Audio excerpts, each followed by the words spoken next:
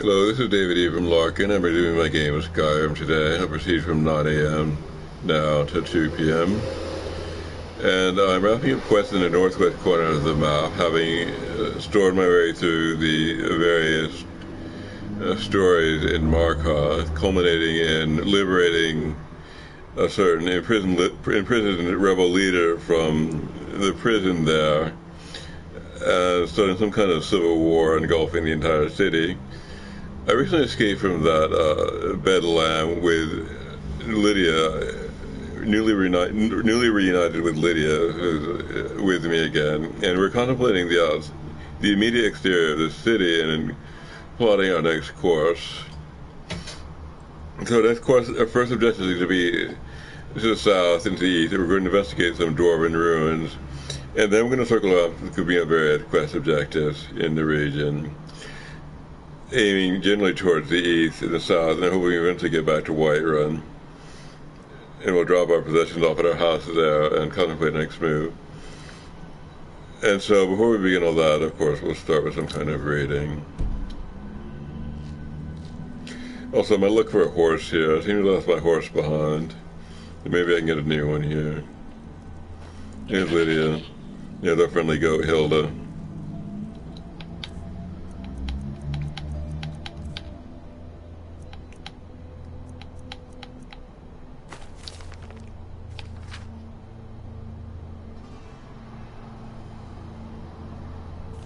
I'll read this one.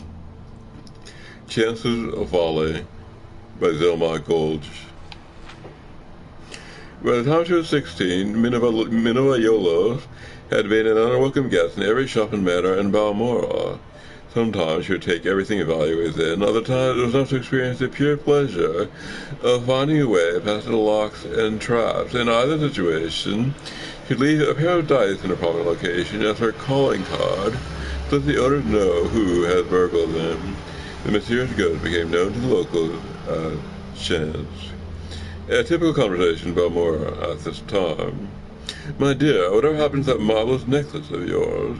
My dear, I was taken by chance. The only time when Chance disliked her hobby was when she miscalculated, and she came upon an owner or a guard so far she'd never been caught or even seen. But dozens of times she had an uncomfortably close encounter. There came a day when she felt it was time to expand her reach. She considered going to Vivek or Gnissis, but one night at the Eight Place, she heard a tale of the Heron ancestral tomb, an ancient tomb filled with trash and possessing hundreds of years of the Heron family treasures. The idea of breaking the spell of the Heron tomb and gaining the fortune within appealed to Chan, but facing the guardian was outside of her experience. While she was considering her options, she saw Ulster Moresby sitting at a table nearby by himself, as usual. He was a huge brute of a Breton, but a reputation as a gentle eccentric, a great warrior who had gone mad and paid more attention to the voice in his head than to the world around him. If she must have a part in his enterprise, Chance decided this man would be perfect. He could not demand to understand the concept of getting an equal share of the booty. If worse came to worse, he had not been missed as the inhabitants of the Heron Tomb were too much for him, or Chance found his company tiresome and elected to leave him behind. Oops, dear. I don't think we've ever met, but my name is Minova, she said, approaching the table. I'm fancying a trip to the Heron ancestral tomb. If you think you can handle the monsters, I can take care of unlocking the doors and popping trap. What do you think? The Breton took a moment to reply, as considering the counsel of the voices in his head. Finally nodded his head in the affirmative, mumbling, yes, proper rock, hot steel, chitin, walls, bent doors, 53, 2 months, and by. Splendid, said Chance, not least put off by his rambling. We'll leave early tomorrow. When Chance met Ulster the next morning, he was wearing chitin armor and had armed himself with an unusual blade that glowed faintly of enchantment. As they began their trek, she tried to engage him in conversation, but his responses were so nonsensical she quickly abandoned the attempt. A sudden rainstorm swelled over the plain, doused him, but as she was wearing no armor and Ulster was wearing slick chitin, their progress was not impeded. Into the dark recesses of the Heron tomb they delved. Her instincts had been correct. They made very good partners. She recognized the ancient snapwire trap, deadfall, and brillback before they were triggered, and cracked all manner of locks, simple tumbler, combination, twisted hasp, double catch, riding from antiquity with no modern name, rusted heaps that would have been dangerous to open even if one possessed the actual key. Ustier, for his part, slew scores of bizarre fiends, the like of a chance the city girl had never seen before. His enchanted blade spell of fire was particularly effective against the frost at her knock. He saved her when she lost her footing, nearly plummeted into a shadowy crack in the floor. Not to hurt thyself, he said his face, showing genuine concern. There are walls beyond doors, and 53, drain ring, 2 months and back, proper rock. Come, mother, chant. Chance had not been listening to much of Osiris babbling. When he said chant, she was startled. She had introduced herself to him as a Nineveh. Could it be that the peasants were right? And then when madmen spoke, they were talking to Daedra Prince Shogorath, that gave them advice and information beyond their ken. Or was it, rather more sensibly, that Ulster was merely repeating what he heard tell of it in Balmora, when in recent years Chance had become synonymous with lockpicking? As the two continued on, Chance thought Ulster mumbling. He had said chitin when they met, as if it just occurred to him, and the chitin armor they wore had proved useful, like what hot steel. What could walls beyond doors mean? Or 2 months in back? What numbered 53? The notion that Ulster possessed a good knowledge about her and the tomb they were in began to unnerve Chad. She made her mind that then to abandon her companion once the treasure had been found. He had cut through the living and undead guardians of the dungeon. If she were left by the path he had entered, she'd be safe without a defender. One phrase said it made perfect sense to her. A drain ring. At one of the manors in Balmora, she had picked up a ring purely because she thought it was pretty. It was not until later she discovered that it could be used to sap other people's vitality. Could Ulster be aware that he'd be taken by surprise if she used it on him? She formulated her plan on how best to desert the bread town as they continued down the hall. Abruptly past the entry to a large metal door, secured by a golden lock. Using her pick, Chance snapped away the two tumblers and bolt and swung the door open. The treasure of the Heron tomb was within. Chance quietly slipped a glove off her hand. Exposing the ring, she stepped into the room. There were 53 bags of gold within as she turned the door closed behind her and the bread ton on her side. It did not resemble a door anymore, but a wall beyond doors. For many days she had screamed and screamed as she tried to find a way out of the room. For some days after that she listened dully to the laughter of sugar within her own head. 2 months later, when Ulster returned, she was dead. Use the watch rubber, open the door, and remove the gold.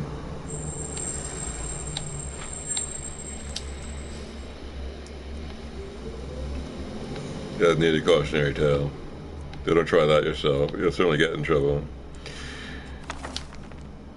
The death blow of Abernanet, with explained by the sage Geocrates Varnas.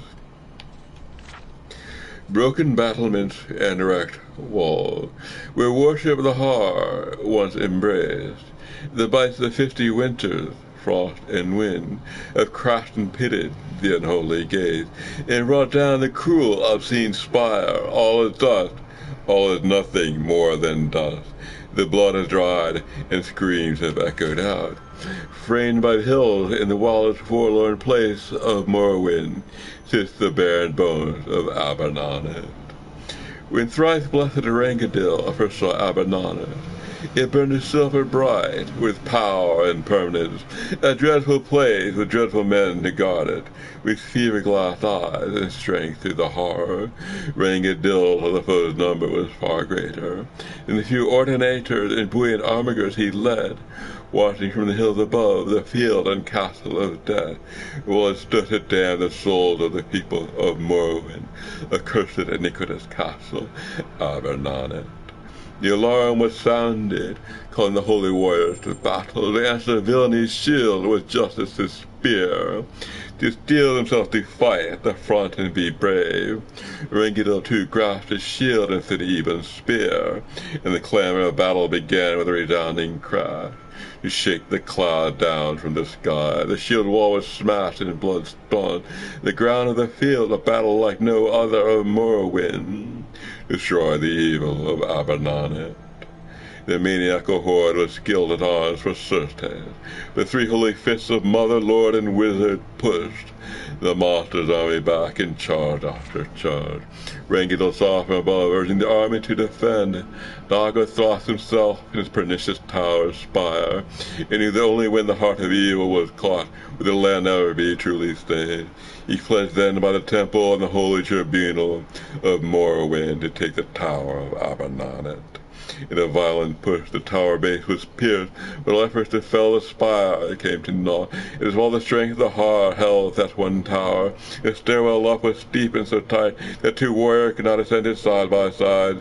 The single file of the army clambered up enough to take the tower room and end the reign of one of the cruelest petty tyrants in the annals of Morrowind, Dagger of Abernanet. And they waited a victory cry from the first to scale the tower. The silence only returned, and then the blood. First only a rivulet, and then a scarlet court poured down the steep stairwell with a cry from above. Dagger is blessing our army one by one. Rangel called his army back, every ordinator, and buoyant Armageddon himself ascended the stairs, passing the bloody remnants of the best warriors of Morrowind to the tower room of Abernanet. Like a raven of death on his eyrie was Dagger Thras, holding bloody shield and bloody blade at the tower room door. Every thrust of Rangel's spear was blocked with ease. Every slash of Rangel's blade was deflected away. Every blow of Rangel's mace was met by the shield. Every quick arrow shot could find no purchase. For the monster's greatest power was in his dread blessing, that no weapon from no warrior found in all of Morrowind could pass the shield of Abernanet. As hour past hour, Rangel came to understand how his greatest warriors met their end with Dagger Thras, for he could exhaust them by blocking their attack, and then, thus weakened, they were simply cut down. Devil was patient and skilled with the shield, and Rangel felt even his own mighty arms growing numb, while Dagger Thras anticipated and blocked each cut, and Rangel feared that without the blessing of the divine three of Morrowind, he'd die in the tower of Abernanet. But still he poured down blows as he yelled, "For I am Rangadil, a prince of the true temple, and I fought in many a battle and many a warrior, and has tried to stop my blade and has failed. Very few can anticipate which blow I'm planning, and few are knowing that, know how to arrest the design, or have the strength to absorb all of my strikes. There is no greater master of shield blocking in all of Morrowind than here in the castle Abernanet. My foe, Dark Lord Dagger Thras, before you slay me, I beg you tell me how you know how to block." Wickedly proud, Dagger Thras heard Rangadil's plea, and said that before he gutted the temple champion, he would deign to give some knowledge for the afterlife. How his instinct and reflexes worked, and as he started to explain, he realized he did not know how he did not know how he did it, and was puzzled as Rangel delivered what the tales of Morrowind called the death blow of Abernanet. Geocratic Varnus explains: 1. The horror refers to the danger prince of Marinate Dagon. 2. 50 Winters suggests that the epic was written 50 years after the siege of Abernanet, which took place in Third Era 150. 3. Thrice blessed Rangadil is Rangadil Ketil, born in Second Era 803, died Third Era 195. He was the commander of the temple ordinated and thrice blessed by being blessed by the tribunal of the gods. 4. Mother Lord and Wizard refers to the tribunal of Almalexia, Vivek, and Sozathil. 5. Dagger Thras was a powerful nature worshipper of unknown origin, who declared himself the heir of the Six Hells, those who lived in the descendants from the vanished family. Indeed. A strong epic we should light in our daily lives, I'm sure. So, we're ready with our literary prelude. We're going to look for a horse, and if we can find one, good. If not, we'll press on foot. And you're going to scoop up the quest objectives around here. And now we're beginning the proper adventure.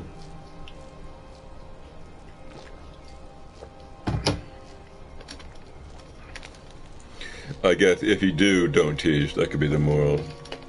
You think you teach, you don't.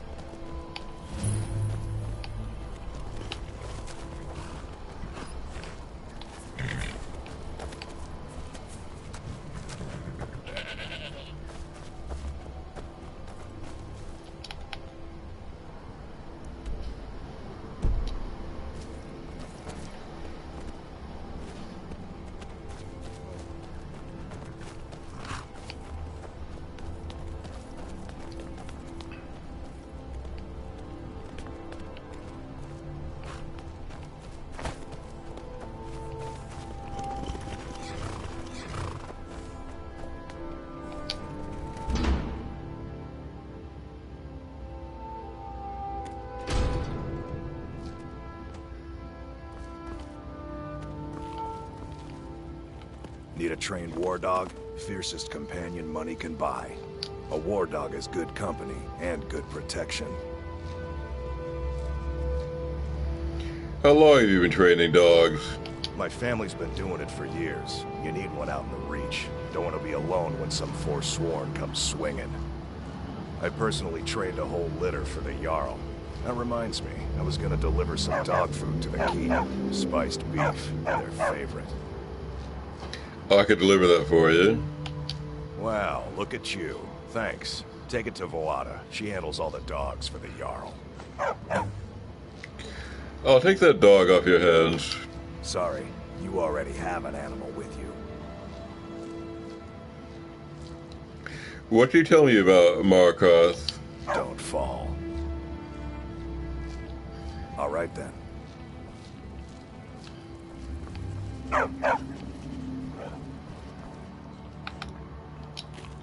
Need something? Can I buy a horse? Got one all saddled and ready to go. What are you willing to pay? Here's my offer. Sounds fair. She's yours. Like I said, she's all saddled. I like the armor of my horse. Of course. Steel armor.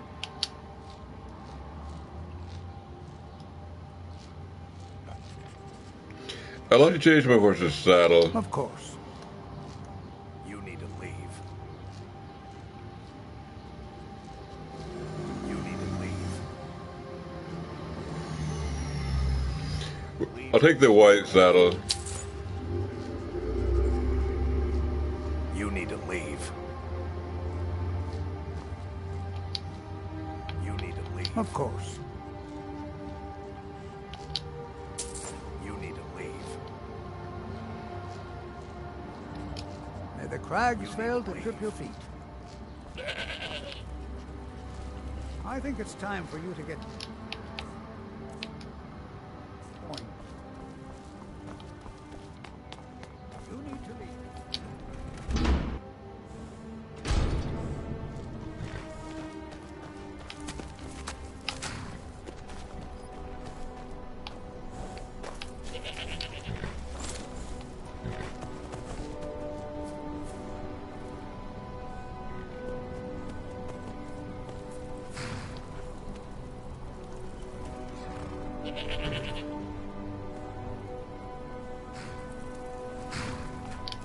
Why is he wearing armor? I don't know. Maybe it's referring to my other horse. I can have one horse armored at a time. Alright,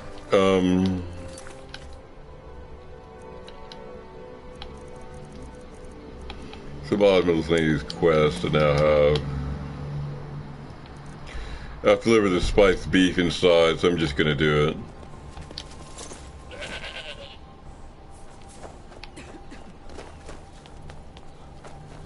So Madanak was behind those murders.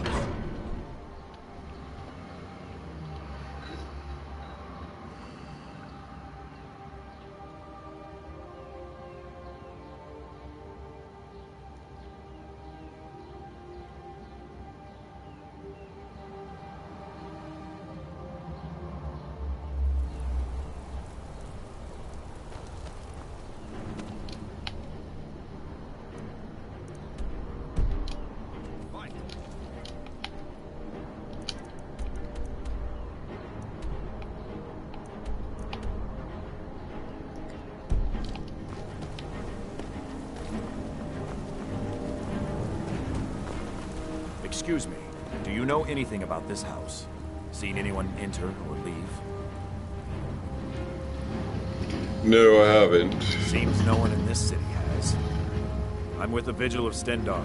Believe this house might have been used for Daedra worship. Legal rites and so forth. Do you need any help? I was actually just about to head on inside. Good to have someone watch my back. Follow me and keep your eyes open. Daedra are powerful creatures and tricksters. Never know what you'll find.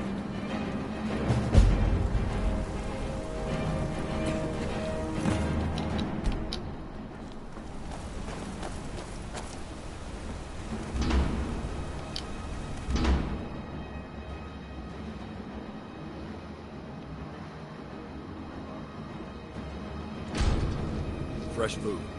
No wood rot on the furniture. Someone's been here. Recently. But the people I asked say no one enters or leaves.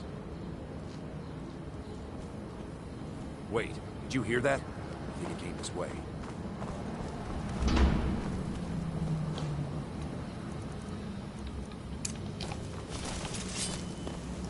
That's it. Something's inside the house.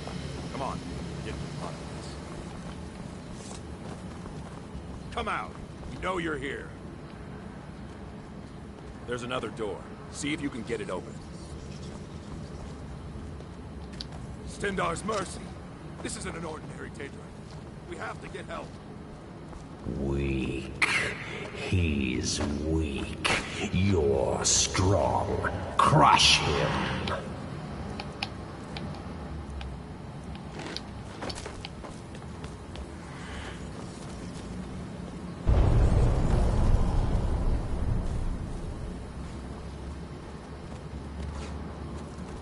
You first. Come on.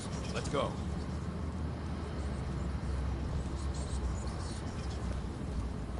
We're getting out of here. Now. No. Kill him.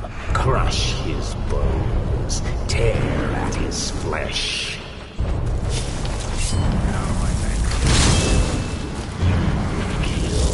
You will kill or you will die. I can't die here. Daedra has us. You or me.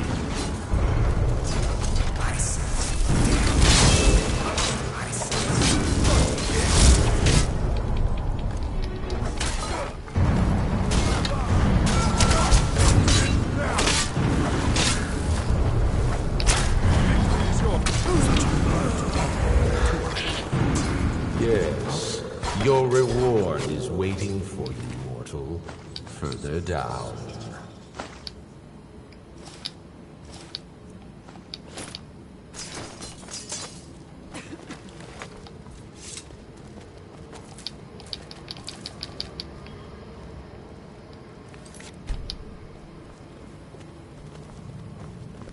What was that?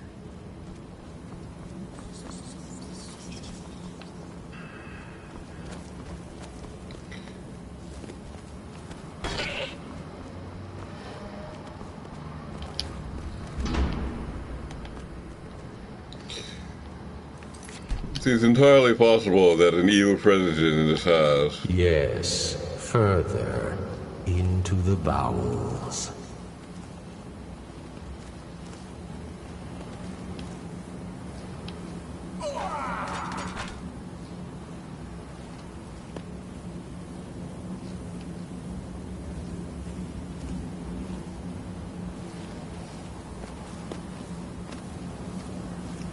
We have to work out some kind of... So close. Your prize is waiting. some kind of peace.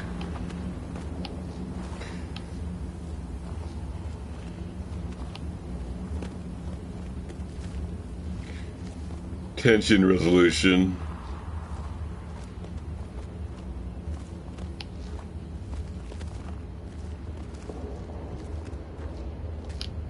Fool! Did you think Moleg Bal, the Lord of Domination, would so easily reward you? What do you see from that little cage? Speak!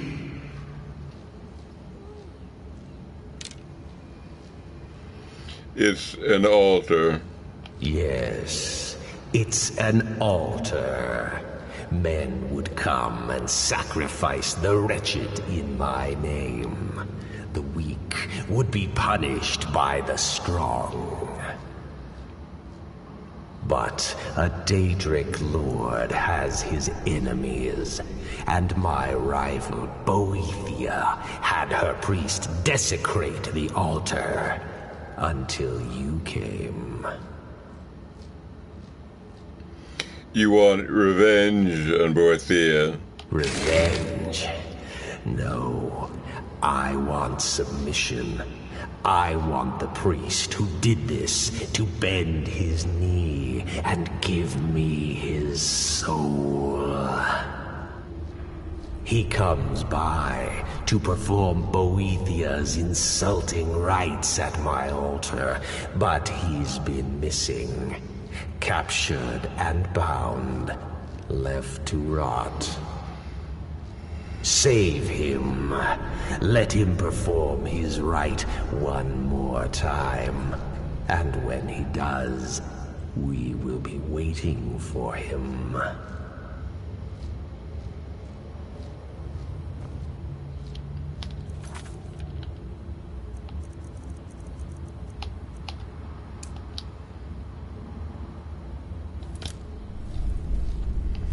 Priest of Boethia.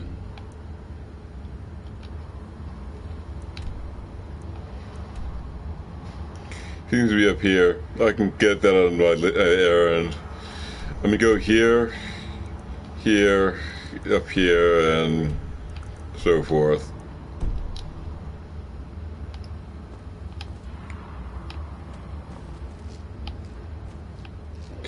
I guess we're ready. I'll deliver the beef, and then we'll just leave.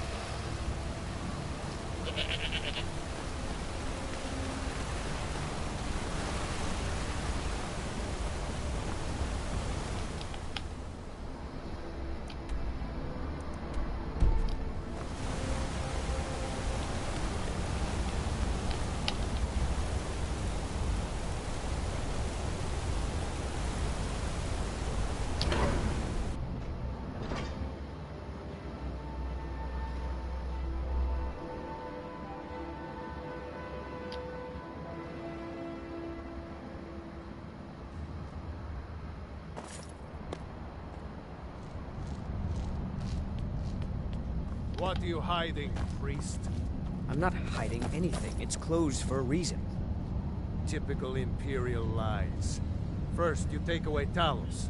Now you're keeping us from seeing our honored dead? You and the Jarl will answer for any desecration of my ancestors' bodies. That's enough, Thongvor. We're done.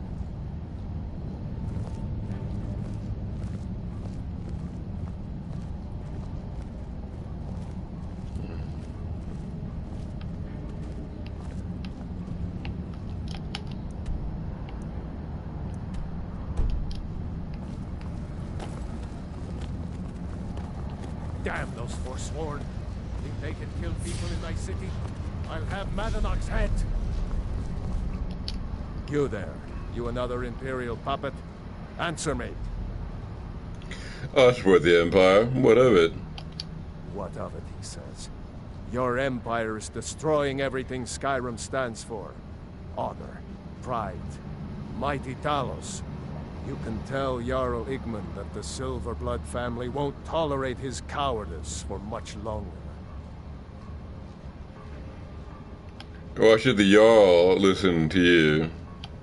We own Sidna Mine, best prison in Skyrim, and source of half the wealth in this city. We keep the Reach safe. We flood Markarth with wealth. But does the Jarl listen to us when we want to say? No. He's busy forgetting that Ulfric Stormcloak saved this city from the Forsworn. Ulfric's a hero, not a damn criminal. Ulfric saved Markarth? How? He used the Thum, shouted those Forsworn from the walls. Then he led a band of Nord warriors in to take the city. Just like Talos himself at the Battle of Old Krolden, reclaiming the Reach from those heathen natives. You said something about Talos. That's a true Nord hero. A legend. So great that the divines themselves lifted his soul into the heavens and made him a god. He founded the Empire, and now they've turned their back on him to appease your kind, elf. Do your people rule Skyrim, or do the Nords? What's this about elves? Your kind started the Great War, nearly destroyed the Imperial City. Then the Emperor took the coward's way out and surrendered. Now you people dictate everything we do. Don't want us acknowledging a mere human like Talos as the god he is. Stay out of trouble in my city.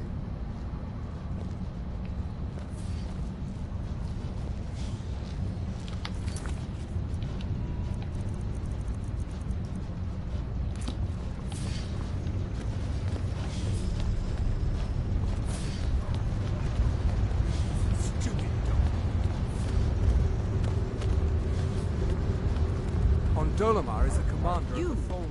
Who are you to approach the Jarl of Markarth? I'm looking for work. Very well. You may approach the mournful throne, but watch your words. Keep your eyes open for Forsworn when you're on the roads. Madanak has been found to be the true murderer of Markarth. On behalf of the city, I apologize for your wrongful imprisonment. You're the Jarl? I'm looking for work. Are you a sellsword? I don't like your kind. No honor, no loyalty, unreliable. But I can't turn away a potential ally in these times. Let's see if you're better than a common mercenary. My scouts have tracked down one of the Forsworn leaders, hiding out in their blood-soaked camps. Deal with them. It will be done. We will see. Has the war been hard on Markarth? It all started here, this rebellion. When the Empire lost the Reach during the Great War, we became desperate. We promised a group of Nord militia free worship in exchange for their help retaking the hold. Then the elves found out about it. We were forced to arrest all of them. Ulfric Stormcloak, their leader, used the whole thing as proof that the Empire had abandoned Skyrim. The rebels called it the Markarth Incident. It was the founding day for the Stormcloaks, and where this war really started. Dragons have returned to Skyrim. Yes, I know.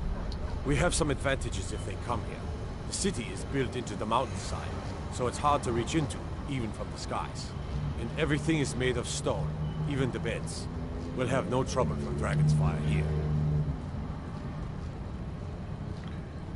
Why did you arrest the Nord militia? The White Gold Concordant, our treaty with the elves after the Great War, forbids free worship of Talos.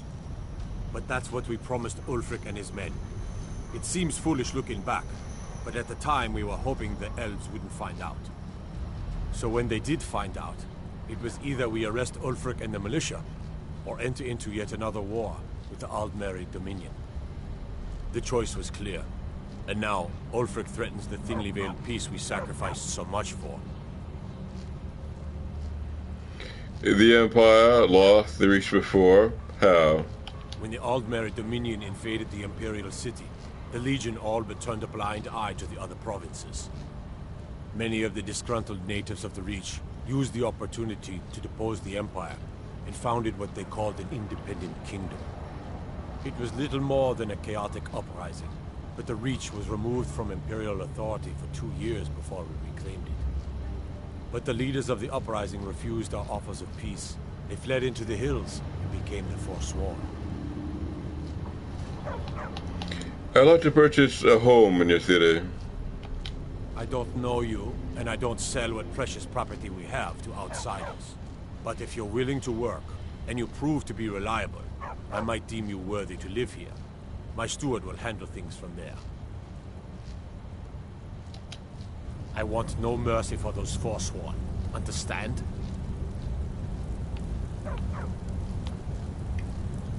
I'm Igman's uncle, as well as his steward.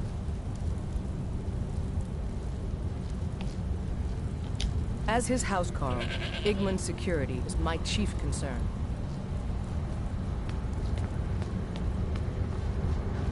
We're here to see the Yard. No sudden moves. Understand?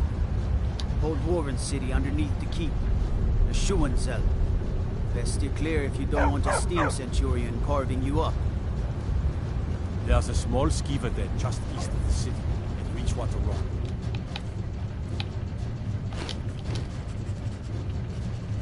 The Dominion is here, and we're...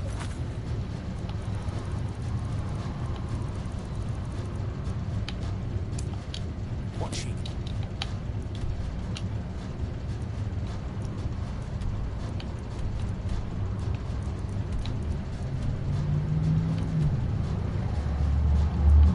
There's another thing to pick up.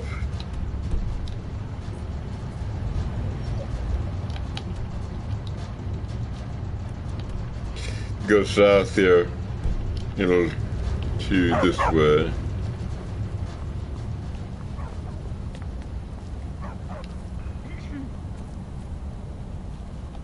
I have to work, or Anton will rip my head off.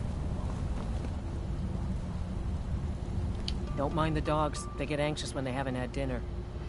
I have a delivery from Banning. Oh, thank you. The dogs were getting restless. Here, this is for you. Good day.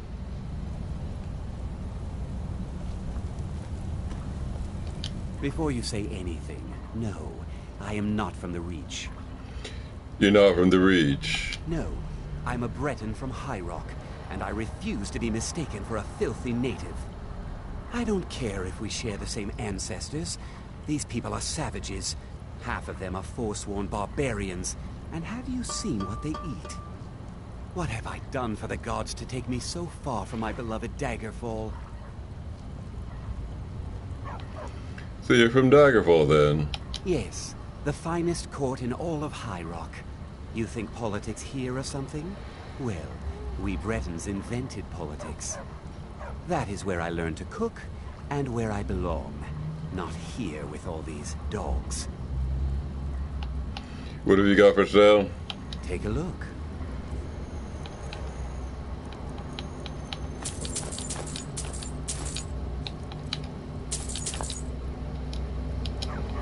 All right then. I guess we're ready to leave. Anton sure looks like he's from the Reach. Don't...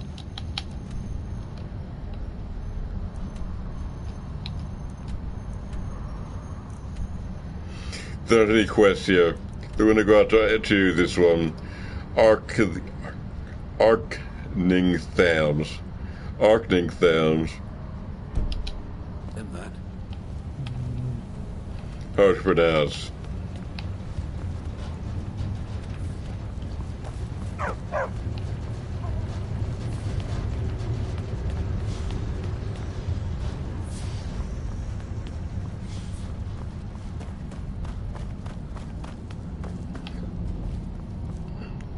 It's supposed to be a dwarven fortress under here, but I'll just let her wait.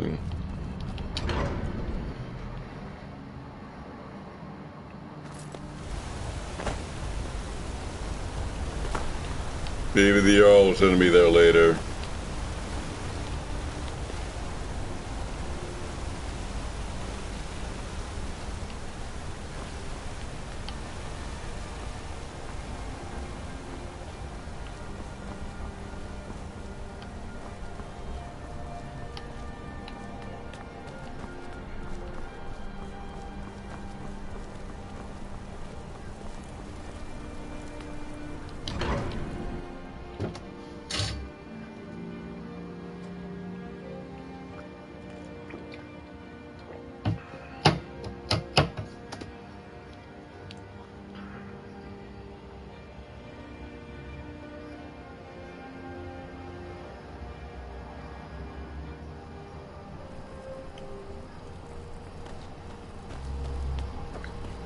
course is here. Head to the south.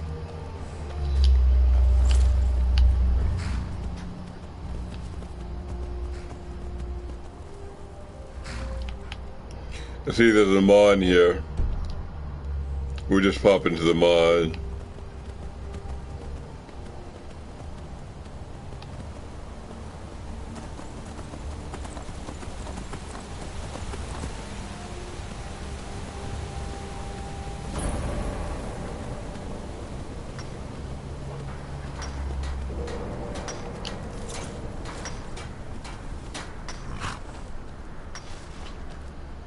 One of the guards said he saw a mage appear out of thin air. Claimed it was one of those Sijic monks. Man's been living in skooma, I say.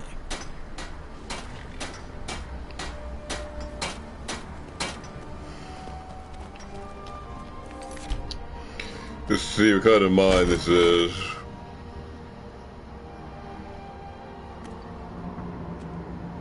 Huh?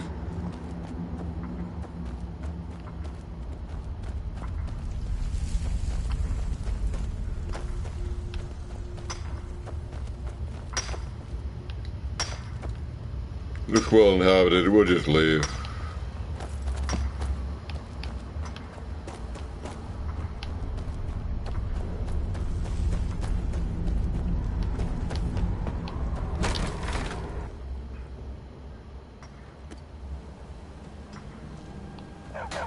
Disrespect the law and you disrespect me.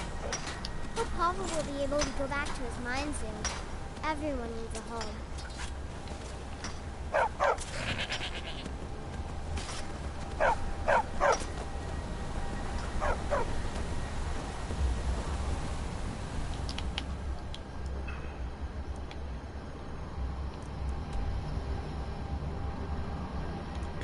We'll try going east, then south.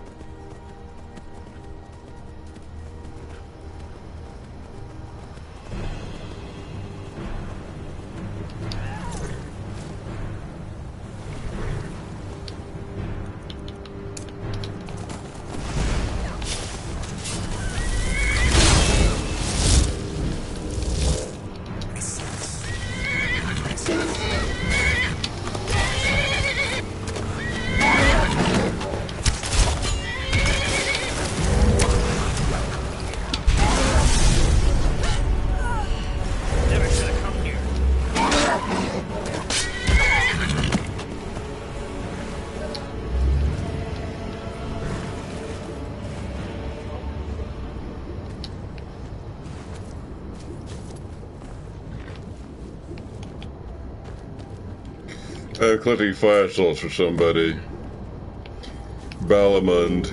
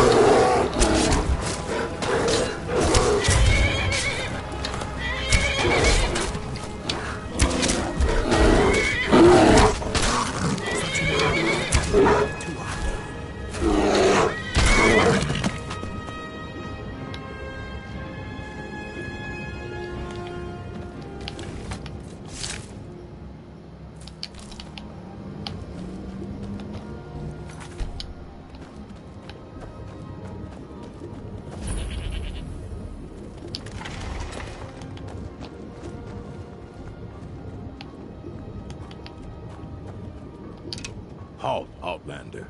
By the Code of Malakath, this stronghold belongs to the orcs. Your kind are unwelcome. I'm just a traveler. What is this place? This is our stronghold. Here we are free to live as Malakath intended, away from the prying eyes of the Nords. You are not an orc, our bloodkin, so stay out. We only help our own.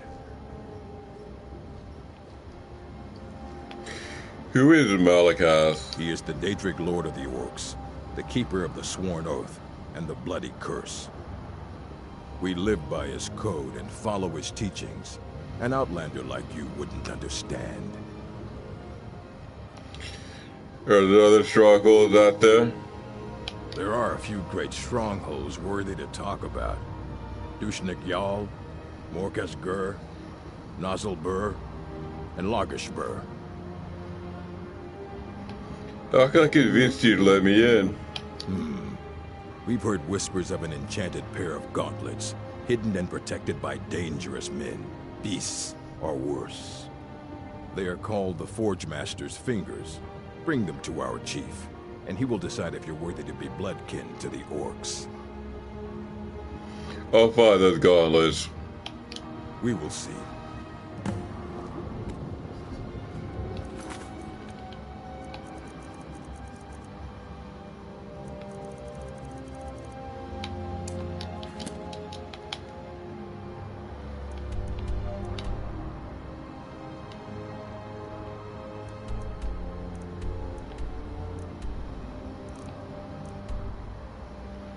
Another thing for us to scoop up. Okay, we're just gonna go out to the south. Guess these guys ain't gonna harass us.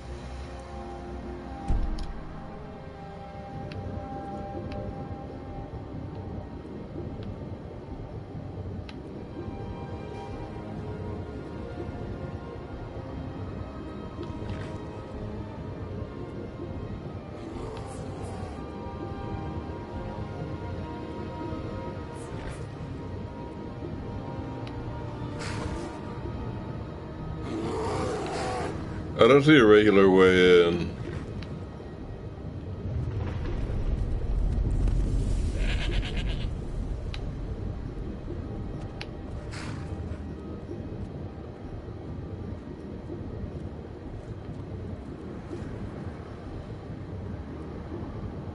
Oh, here we go.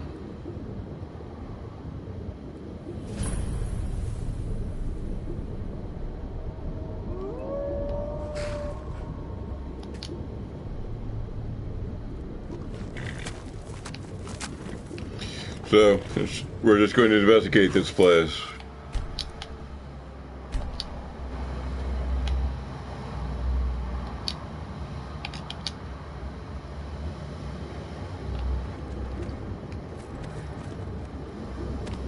We are ready.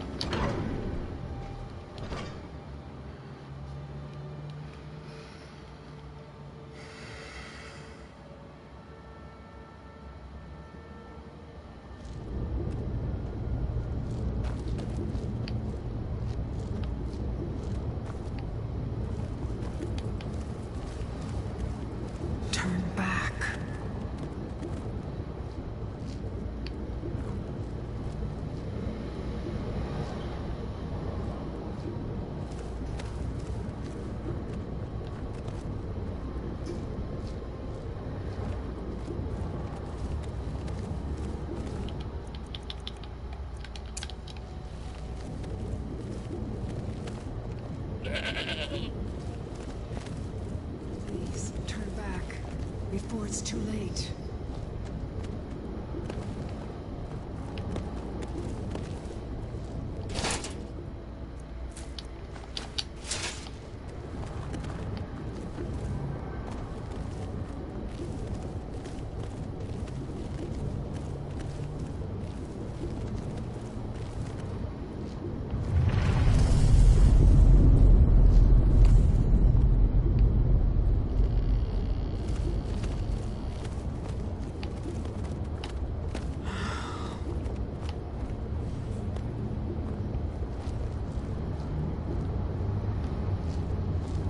Still doing here?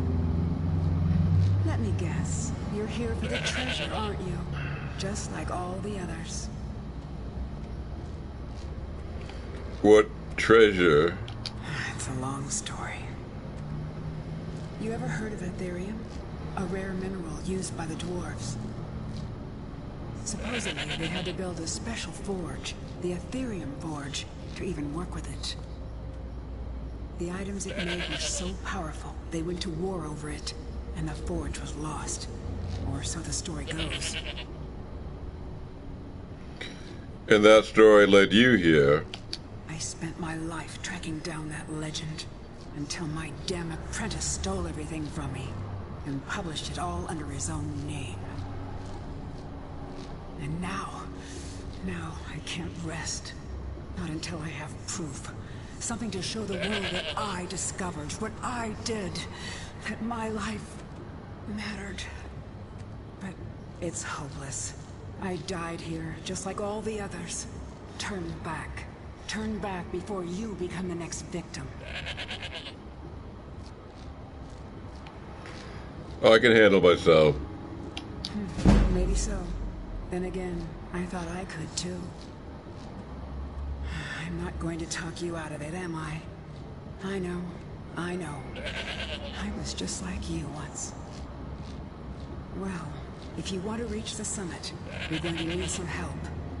You want a hand? Sure.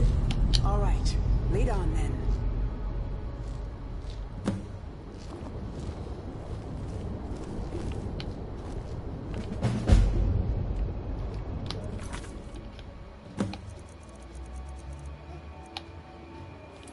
We're trying to reach the summit now of this place.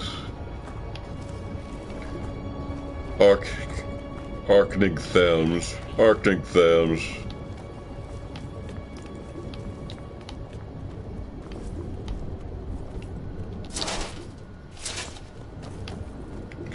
Arctic Thames.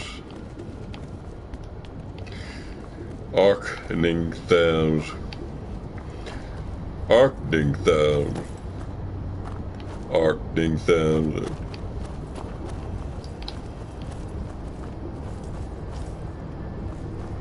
This is where I ended up. It was quite the fall.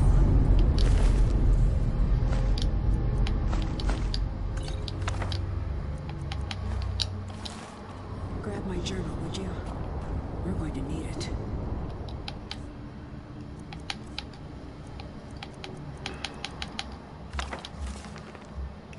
Katria's journal.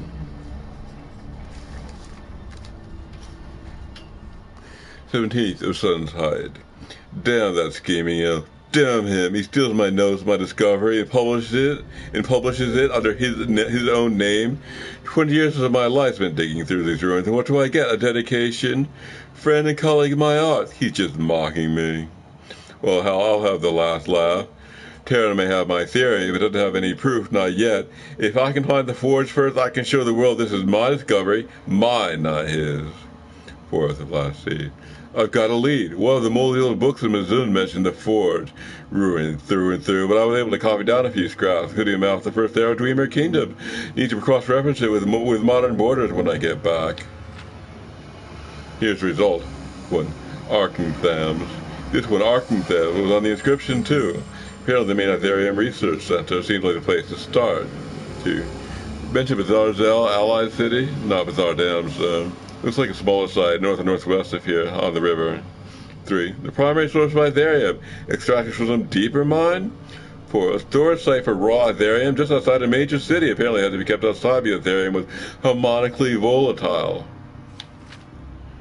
5. No name, no identifying information, but page after page of ruined diagram.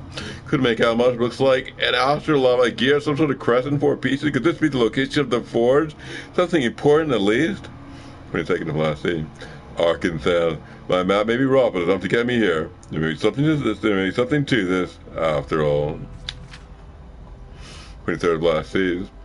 Reach the treasury. The eternal lock here, still active. Judging from the corpses, the say the traps are still active. Judging from the corpses, the say the traps are still active too. Couldn't find any clues, so I'll make a sketch and work through this carefully. 5 resonators, 5 tones. Just has it in the right order. Let's see. And there our book ends. I think we have some kind of partial solution here. We'll have to complete it somehow. Hit these in the right order. We open it. We don't get roasted by the traps. That'll be the idea. These are places we can visit on the map. We're 1 here in the lower left. 2 is up there to the north and slightly to the west, and the others are all to the east. We should drop in at some point and find out what it's about. For now, we're going to continue in Arkansas.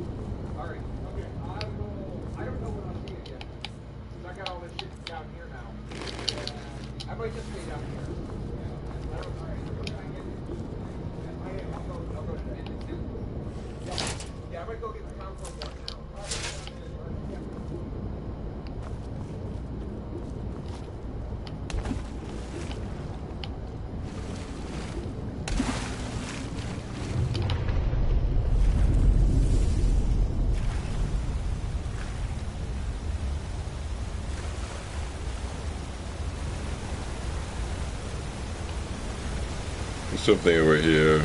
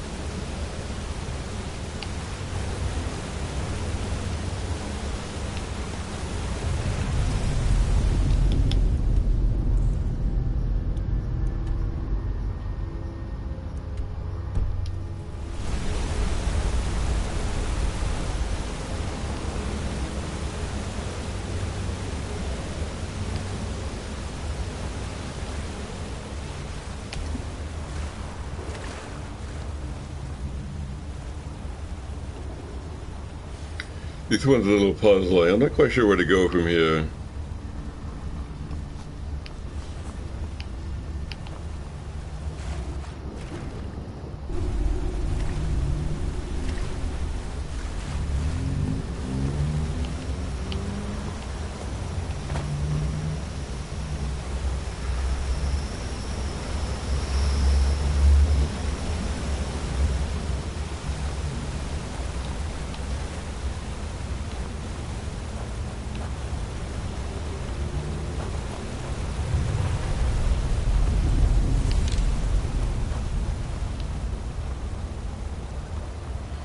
Maybe I can do the whirlwind sprint from up here, zip across the other side.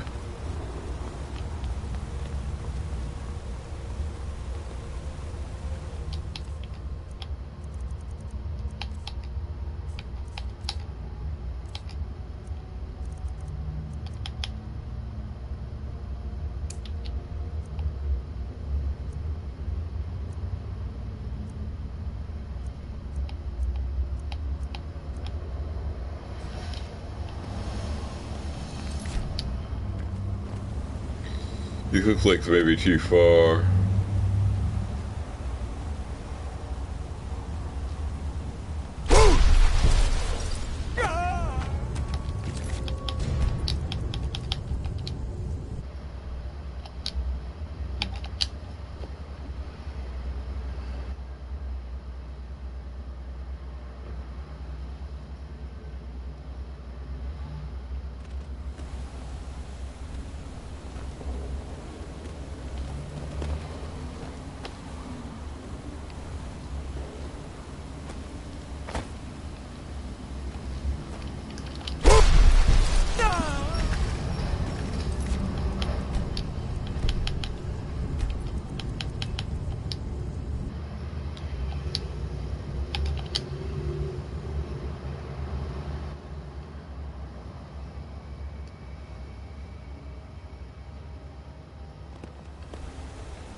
Trying to do it in midair, but that doesn't seem to work.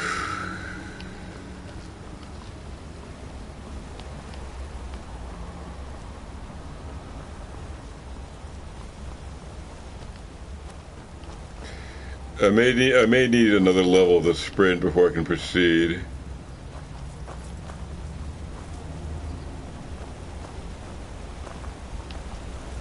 The waterfall's another approach.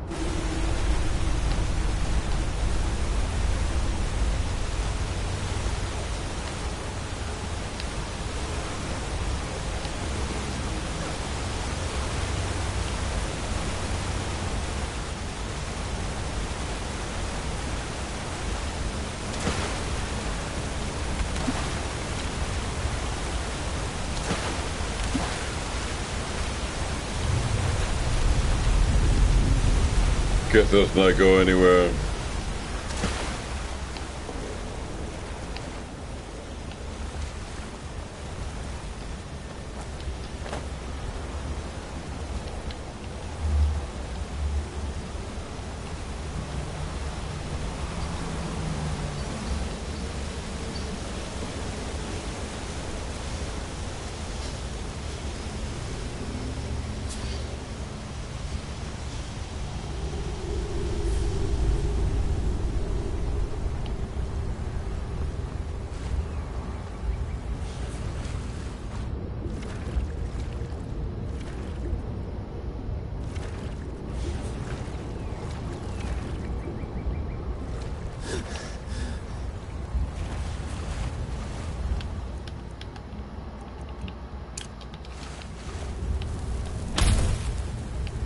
Lydia somehow. Oh my. That's it.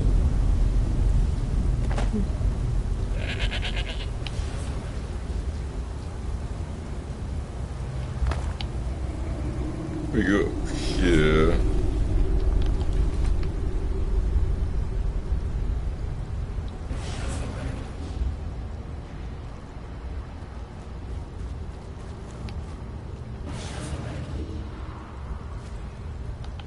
Very good.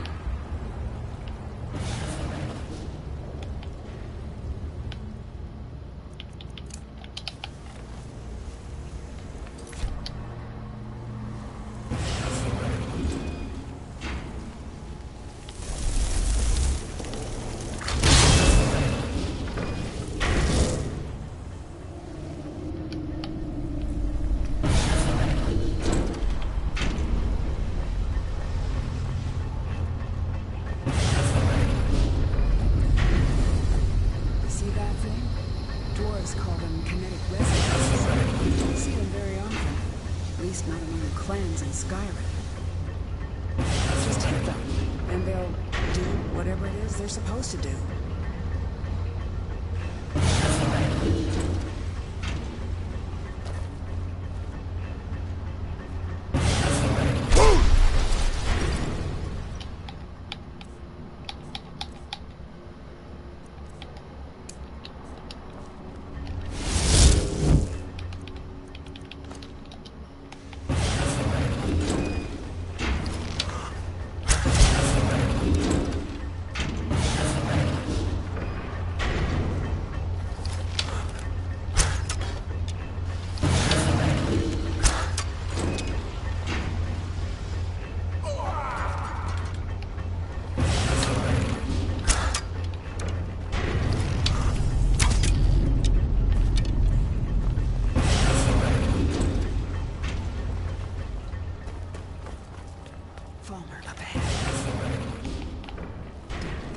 Flies, no matter how many you kill.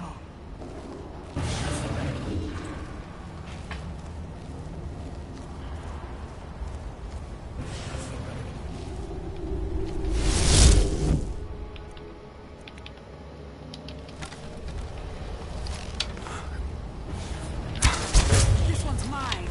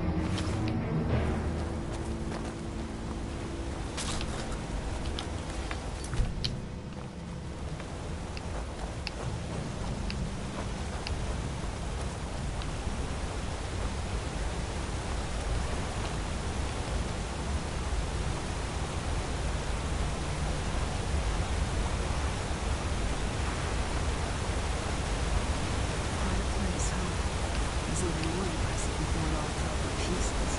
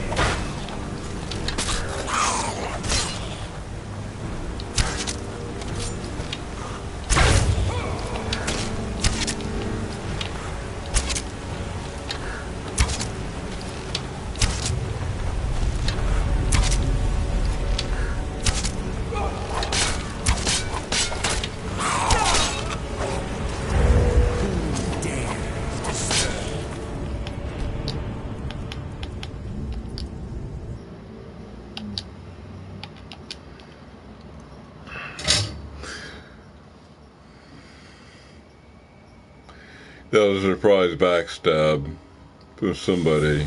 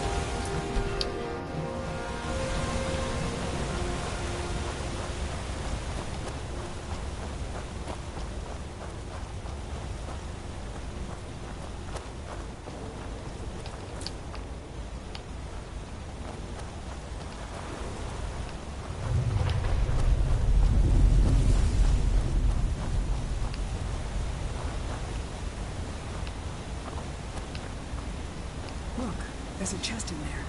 Door sealed tight, though.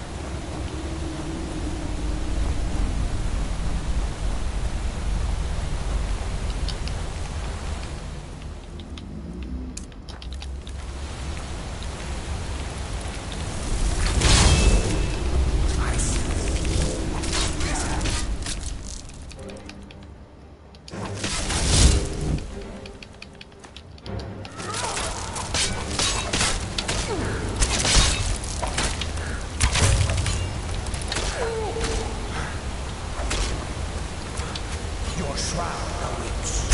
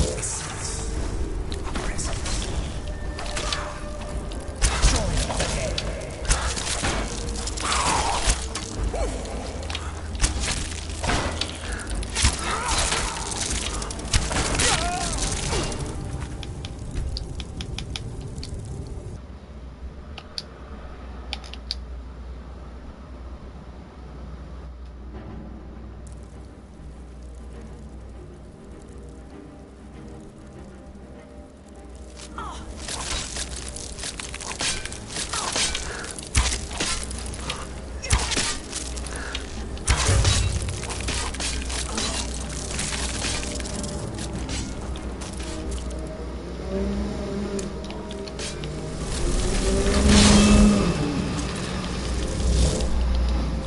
someone...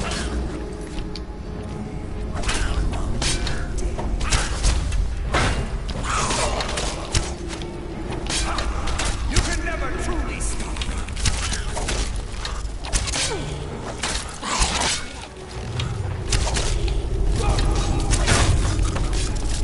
Eternal slumber awaits.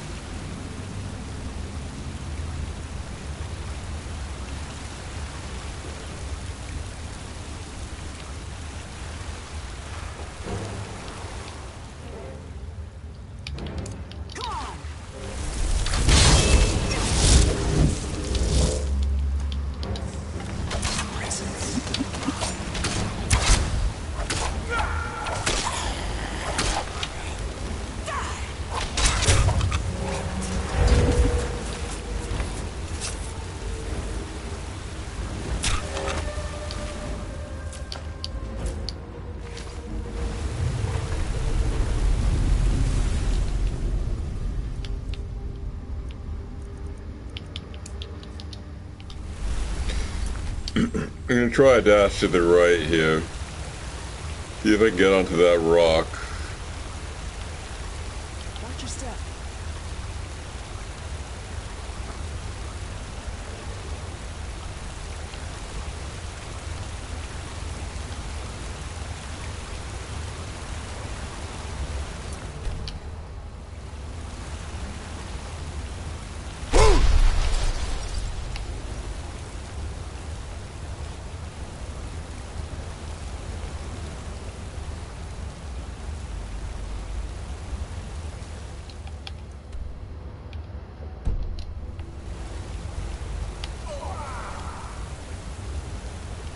I think right underneath me, this chasm, this corridor going somewhere.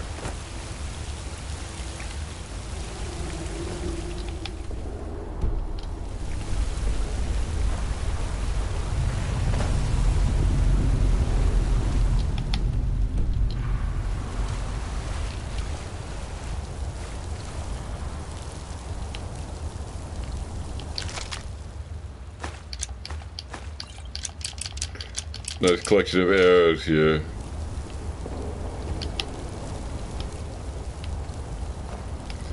That seems to be everything.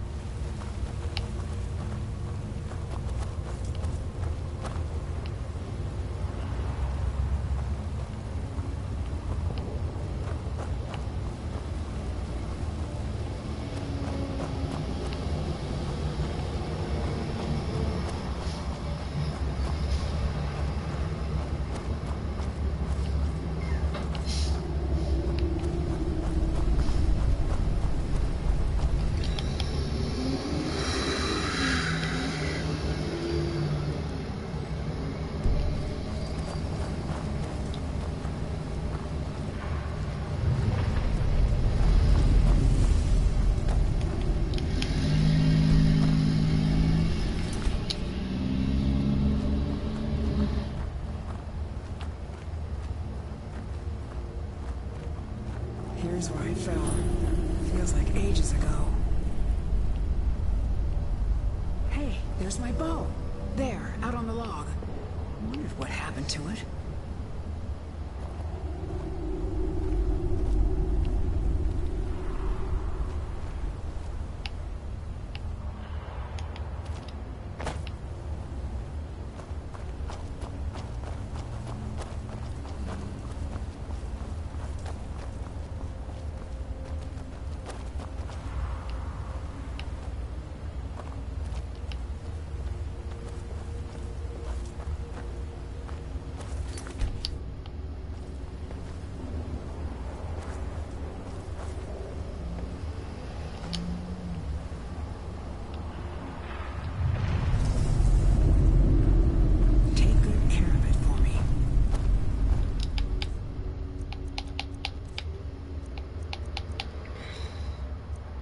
Bow of Shadows is 84, Zephyr does 53.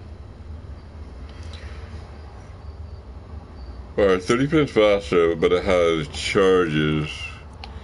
It's 20% faster, but no charges.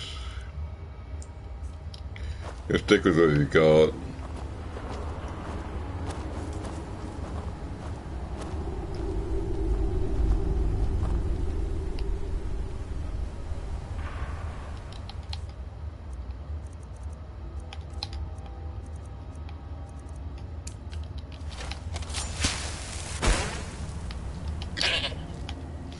I need you to carry something.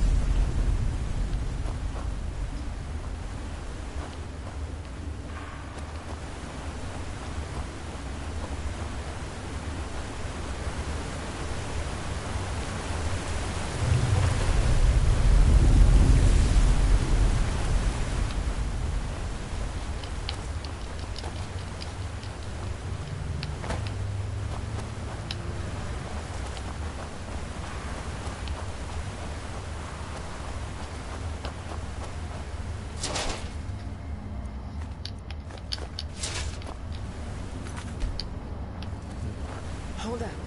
We need to talk. You know what this is? It's a lock. A tonal lock. Simple and very, very deadly. See the resonators up there? Strike them in the right order, and the door should open. Get it wrong and, well, you've seen what happened when I tried it.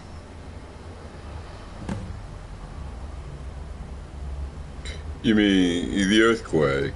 Yeah, I thought I was prepared for anything. How can you prepare for a damned earthquake? And that was just one trap. Look around. Who knows what else this thing is capable of? Any advice? Well, you can pick up where I left off.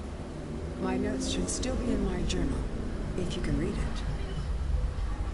Beyond that, well, maybe one of our predecessors still has a clue.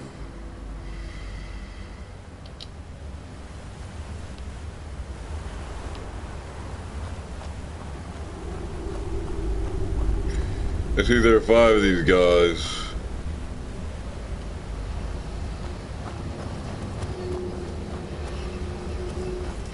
These people could be our predecessors.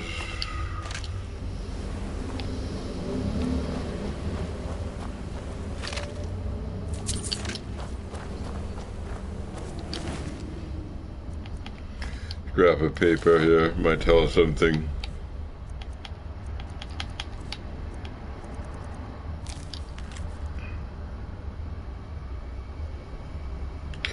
Three and 2. I'm guessing that's the correct order of the sequence. 3 and 2, and Katrina's journal says something.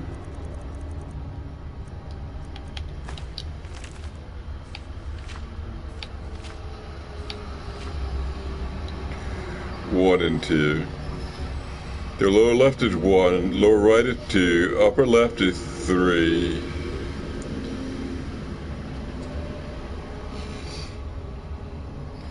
They just need to figure out 4 and 5.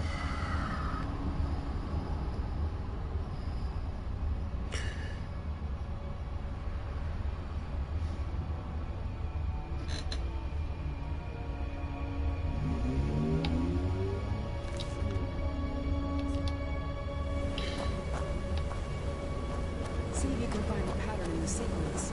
Most of these logs have a pattern of some kind.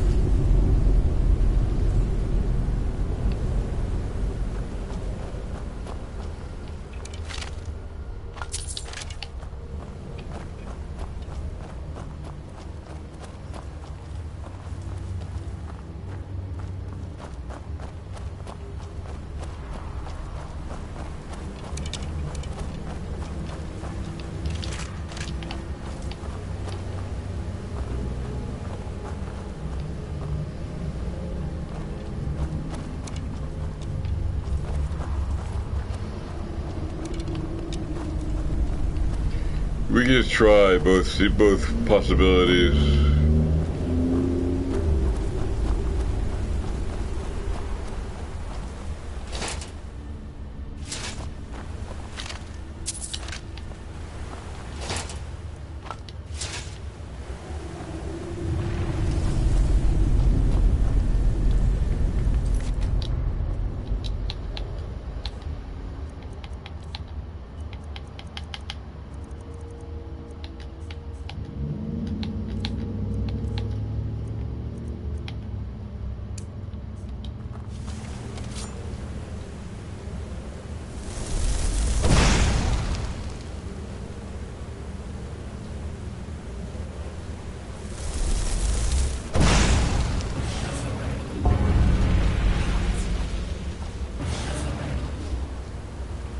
That didn't work.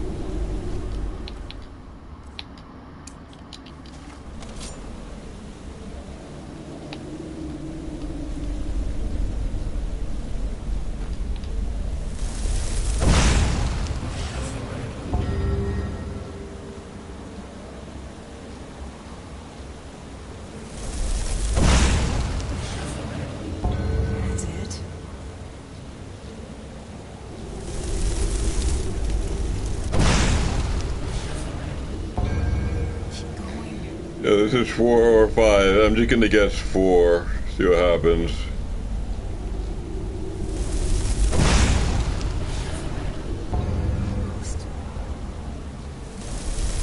I think I got it right.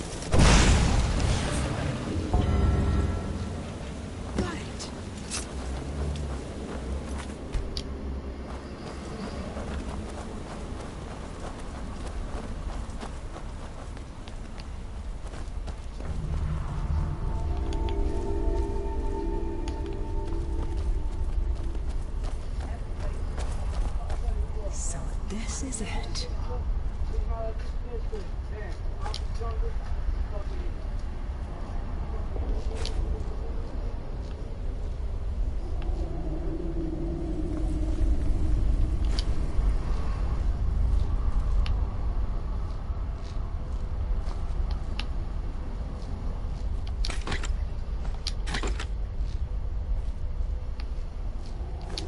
So, it is real. What? What is this?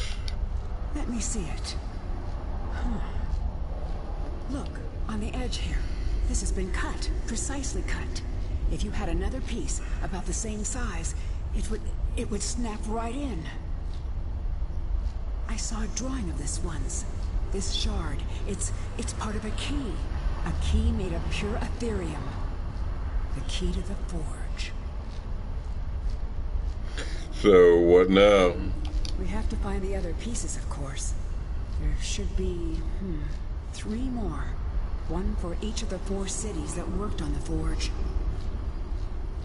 I had a map in my journal. That's where we should start. Then what? We still have to find the forge itself. I had a lead on that, too. There's so much to do. I'm going to head out and start tracking things down. We'll meet again. I'm sure of it. For the first time in a long while, I think we may actually be able to do this. And I owe it all to you. Thank you.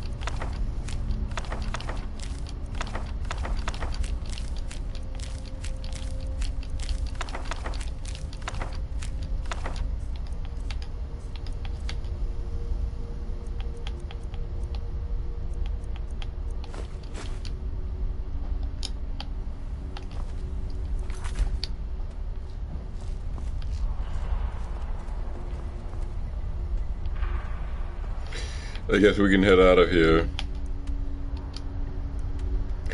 This place seems kind of checked off.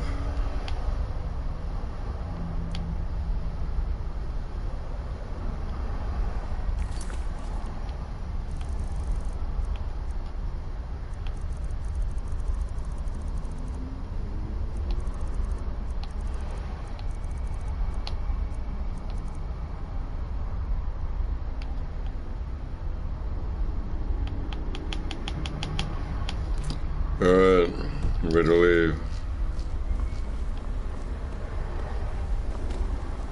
I'll just do some final mopping up.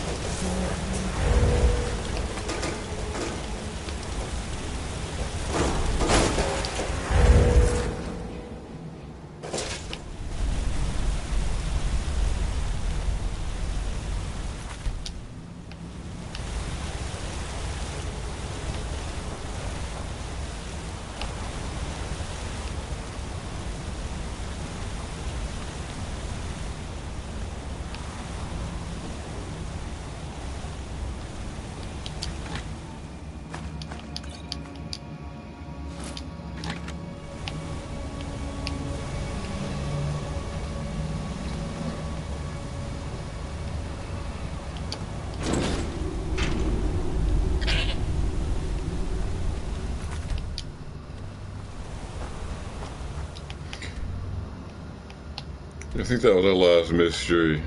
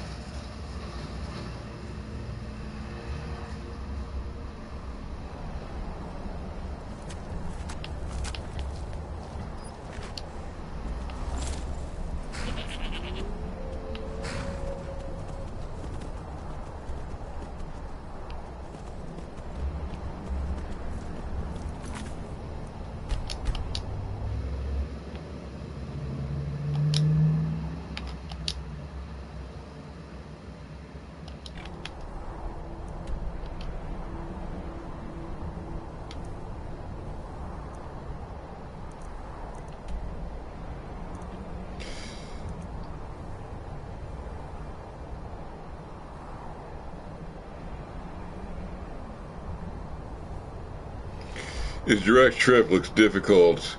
I'm going to try to go back to where I came and then head out east, down here, then back up and around here.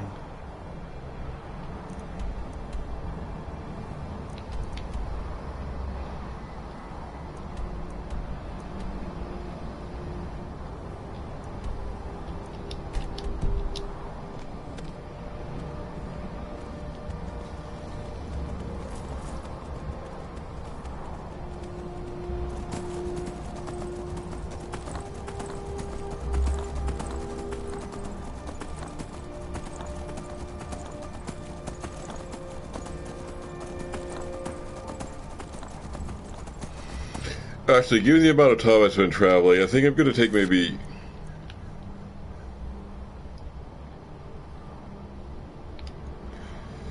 a shortcut.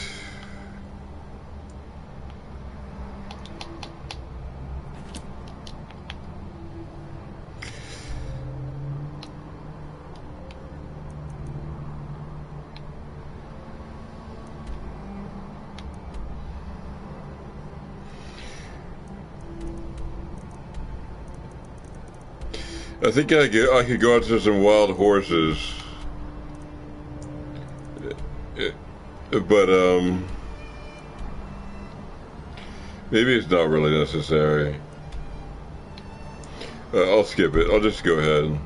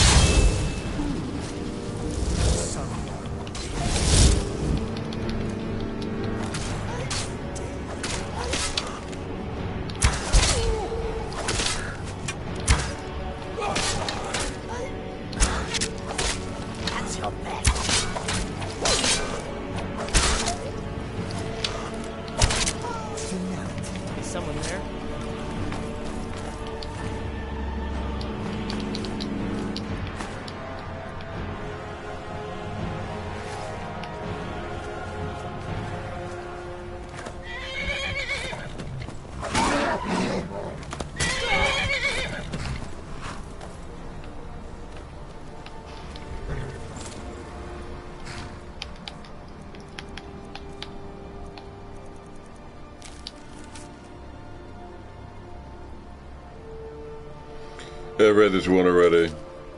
We are being hunted by the Dark Brotherhood for some unknown reason.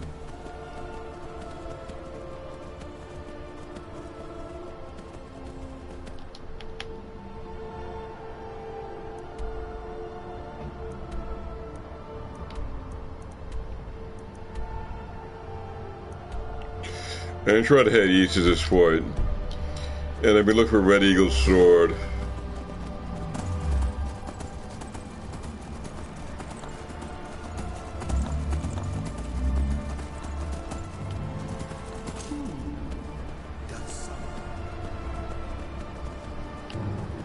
I'm gonna bypass this.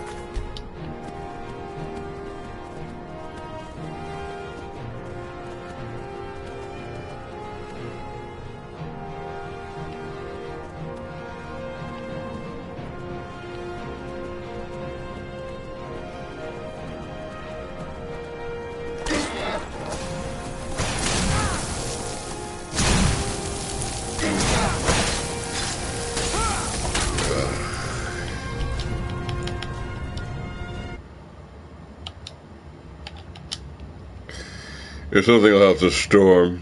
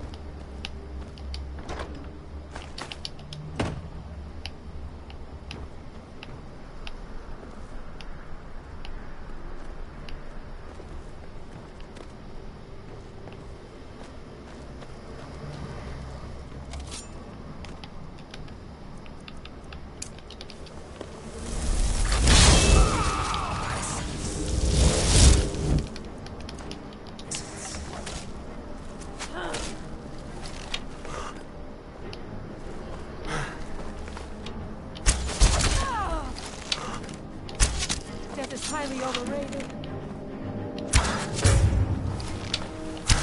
Such an abrupt end to our game.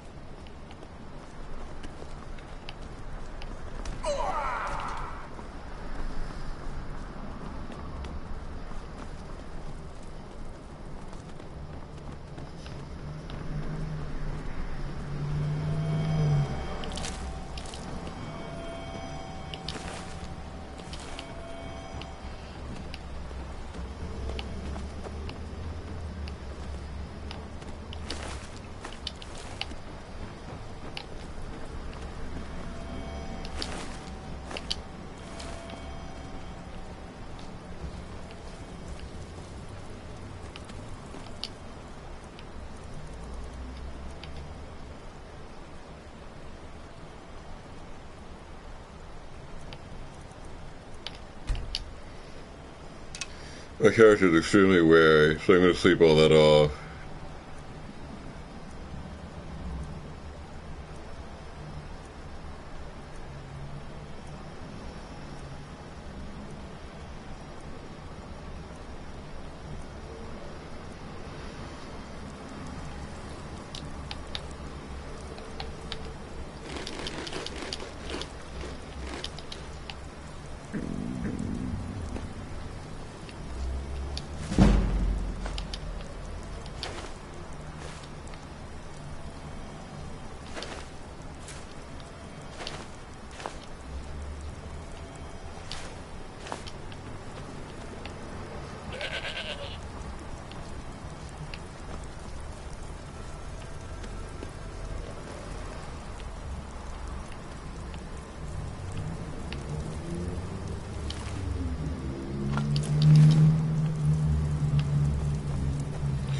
Guess I'm going to get back on my horse again.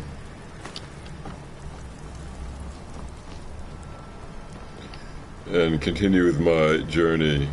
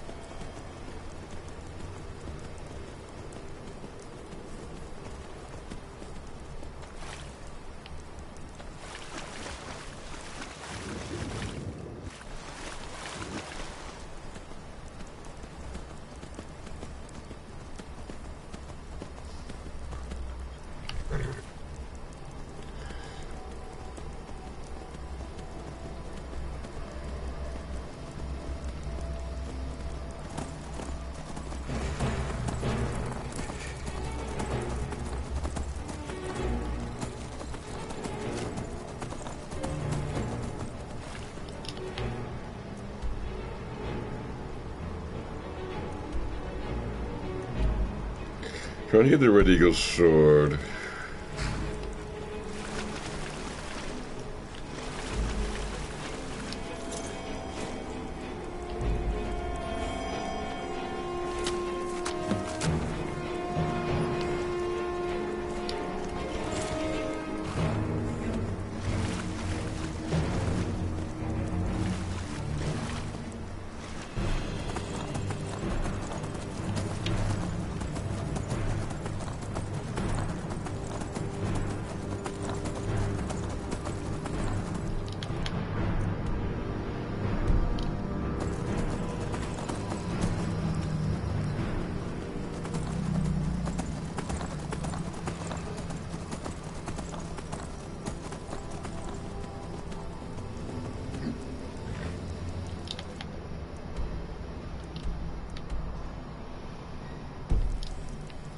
Let's get to Red Eagle Redoubt. Kill the leader and retrieve the sword. That'll be that place up there.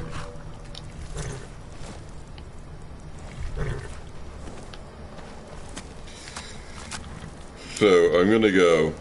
Before I go, I'm going to take a break for 5 minutes. I'll be back at 11:30.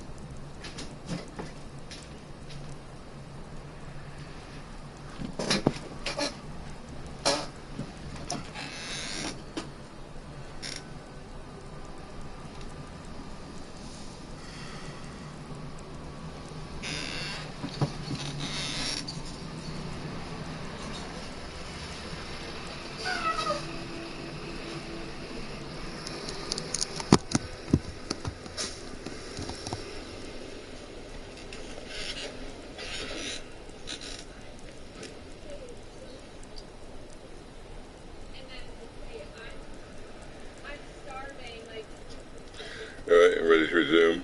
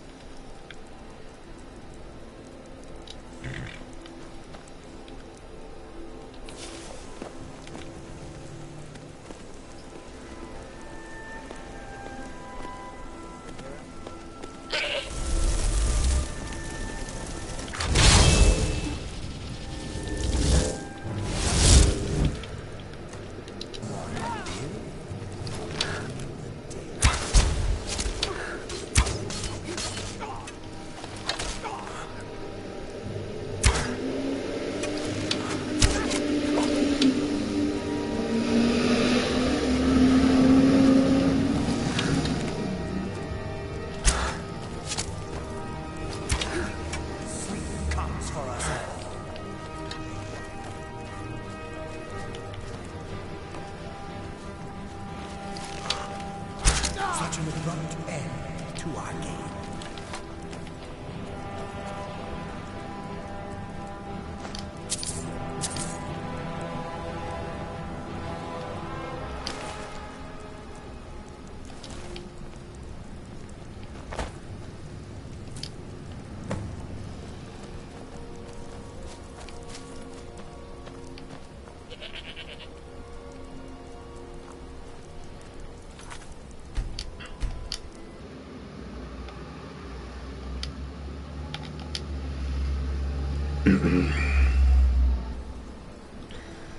Okay, we move in.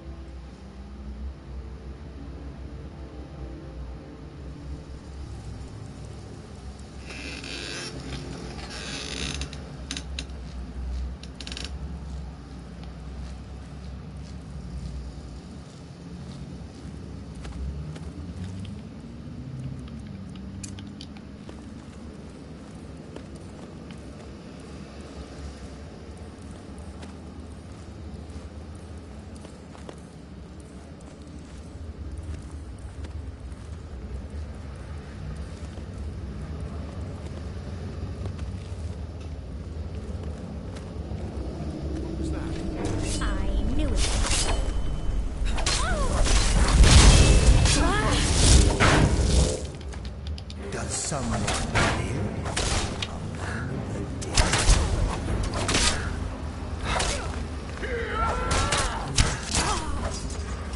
I sense a presence. Now you'll pay. This way.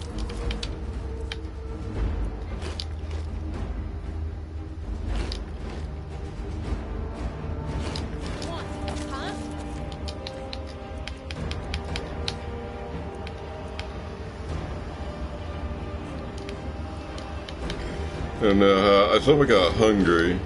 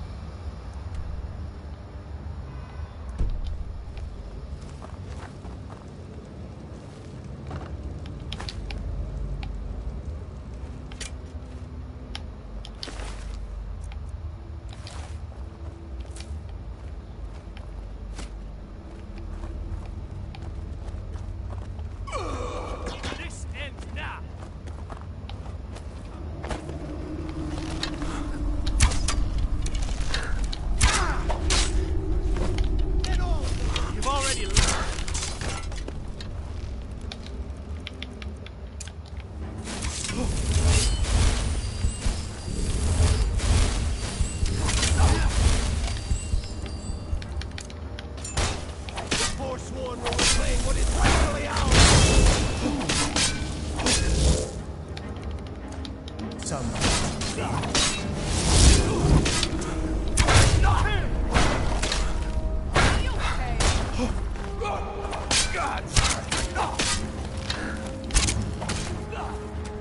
Give up what else we can.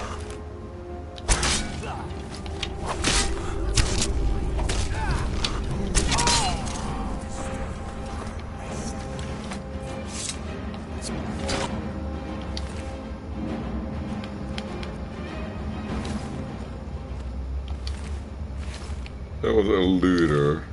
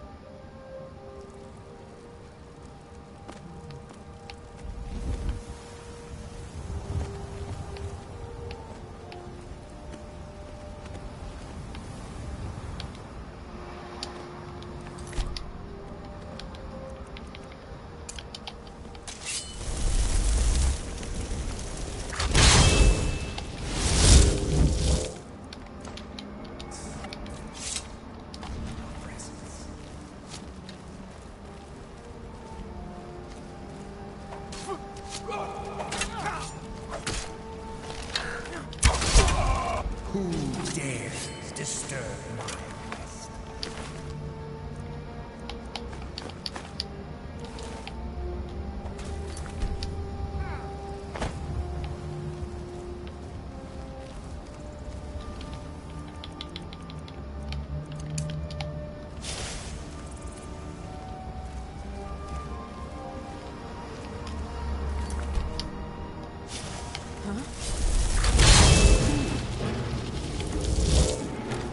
Someone among the dead. I sense a presence.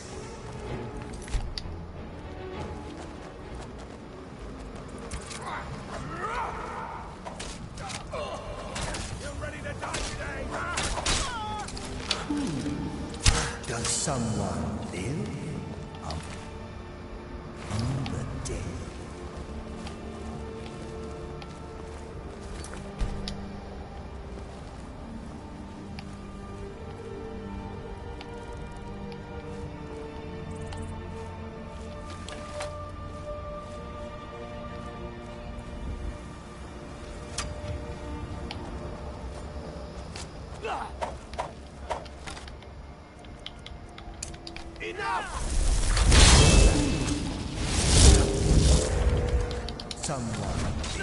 No more! I yield! I yield!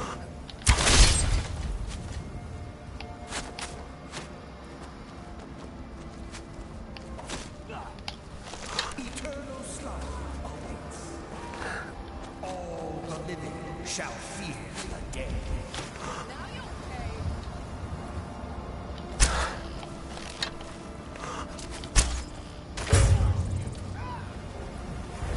All the living shall fear the dead.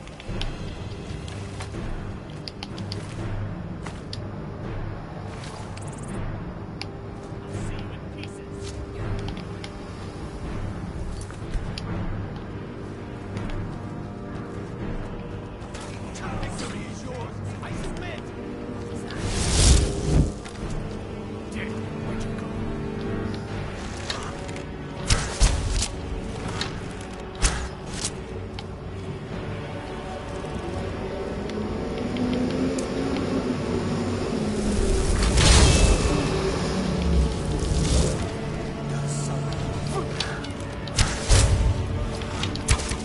Enough of this!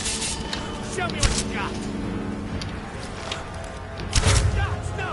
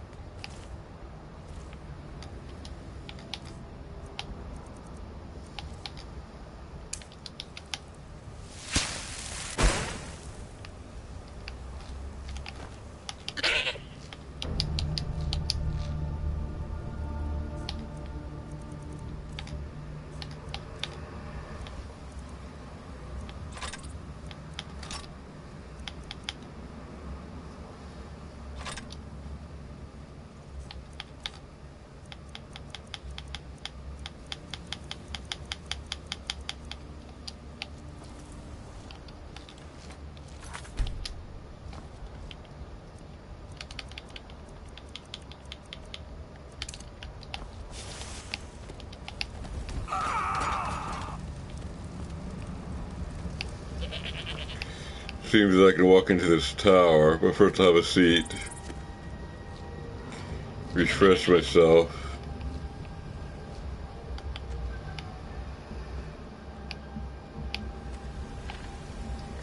Good vantage.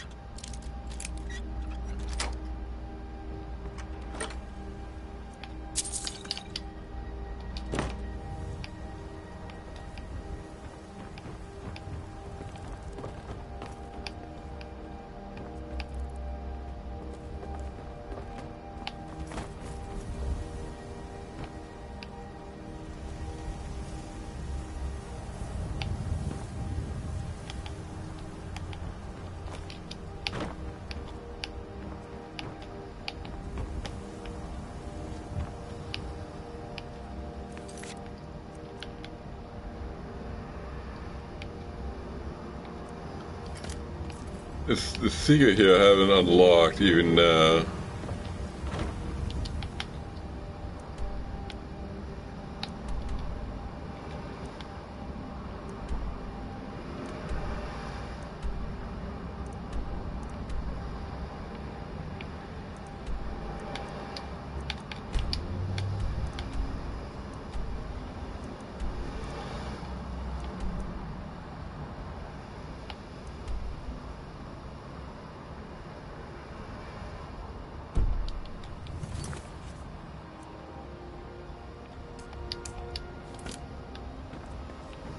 Some sort of tomb around here.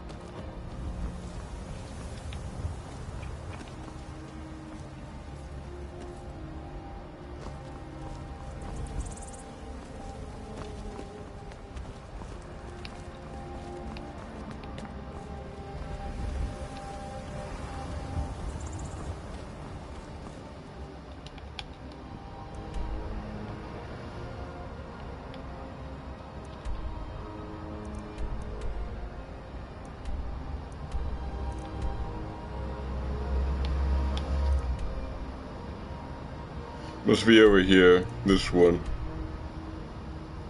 Rebels Cairn. To the east. They'll recover horse and head out there.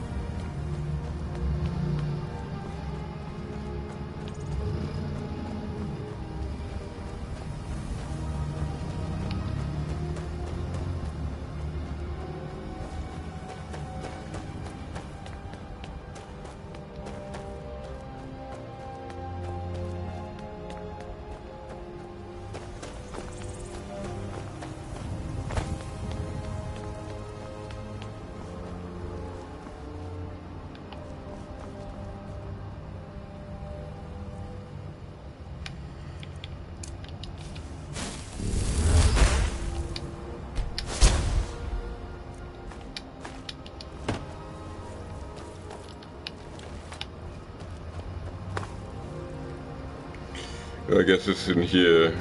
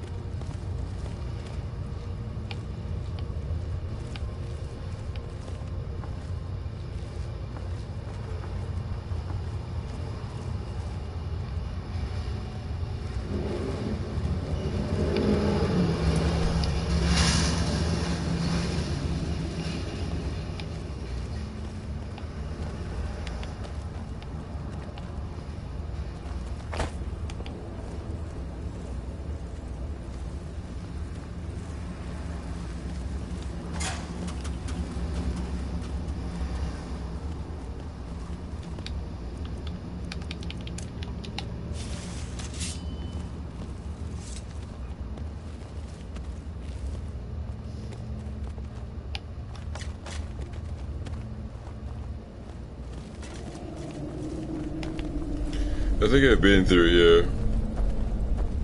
This is just the way out.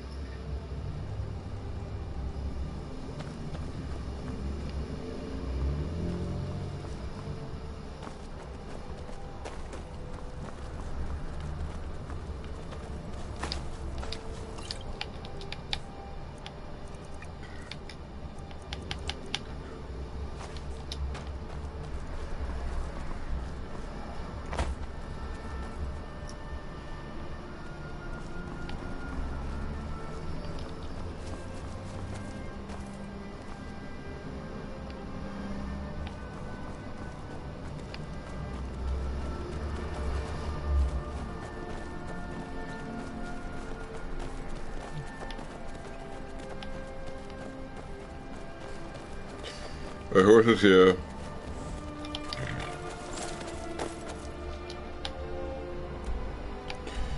We're going to try to conclude our business out here.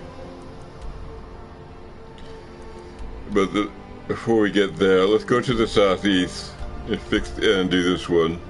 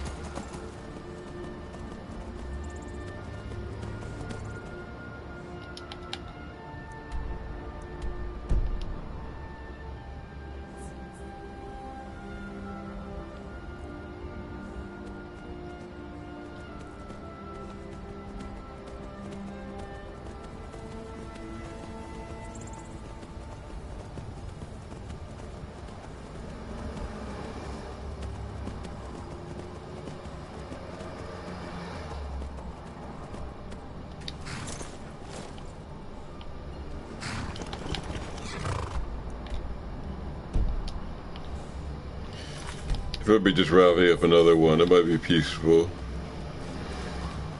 We're keeping the mine closed until that crypt is clear. I cleared them out of Draugr. You did? We were waiting for the Jarl to send an entire regiment to clear that mine. Now we can get back to work. Thank you. See you.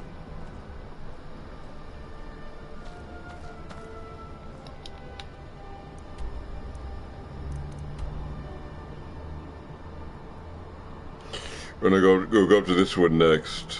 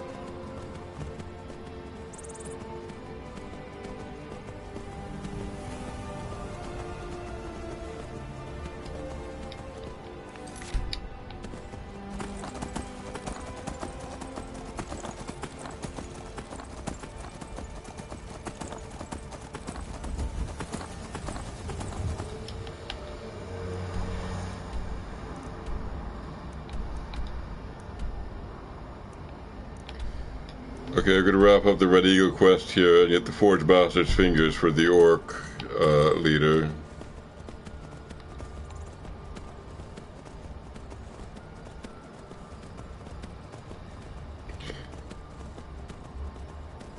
The locally minded person. They seem to have an elastic idea about locals. That say you can become an Orc kin if you do errands for them.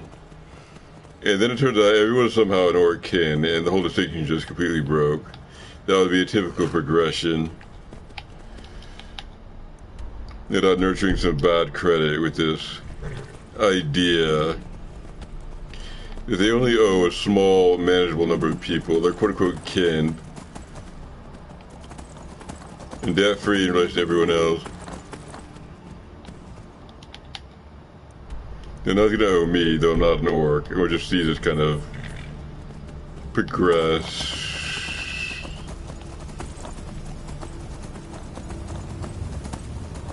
No, my character's a Wood Elf. Not an Orc. Alright. It should be right here. So, we're gonna see.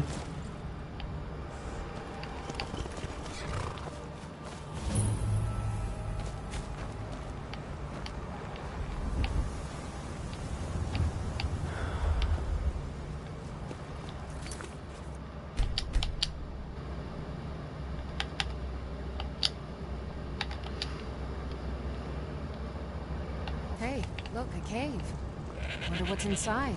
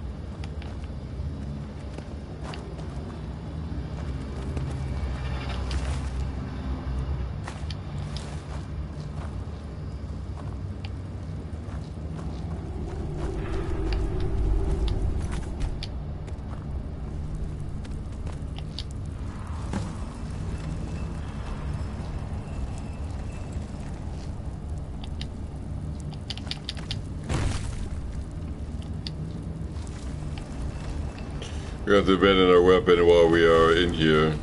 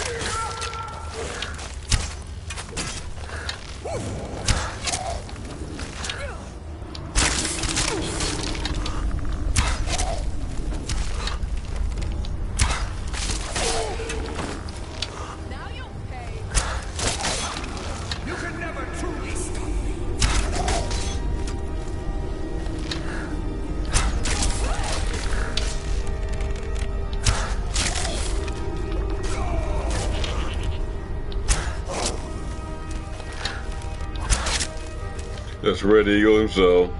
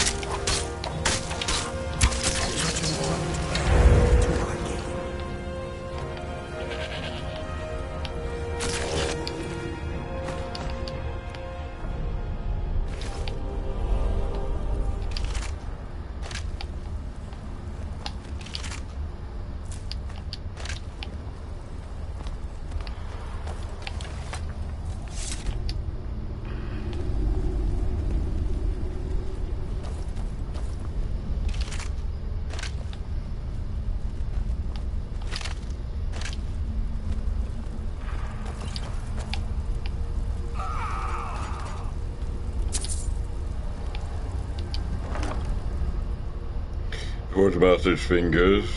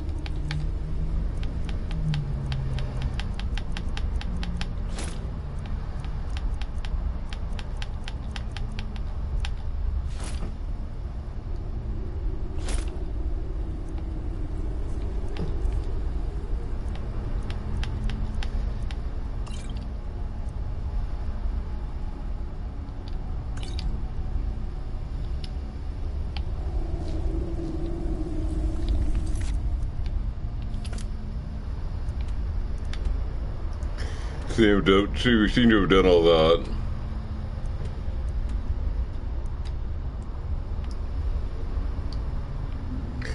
So now we go back to town and collect this bounty.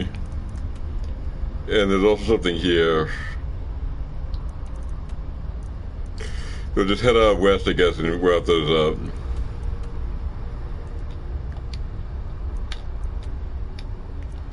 This thing is heavy and I can't drop it. I don't want to carry it forever.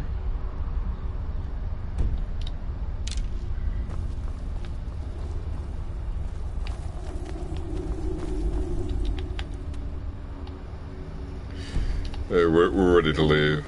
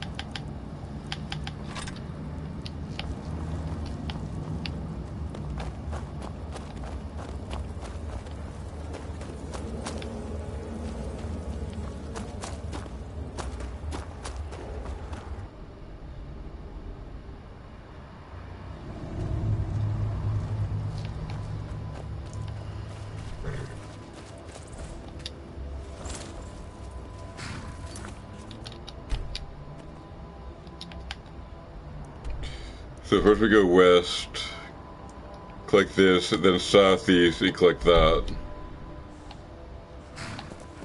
Try to make this fast.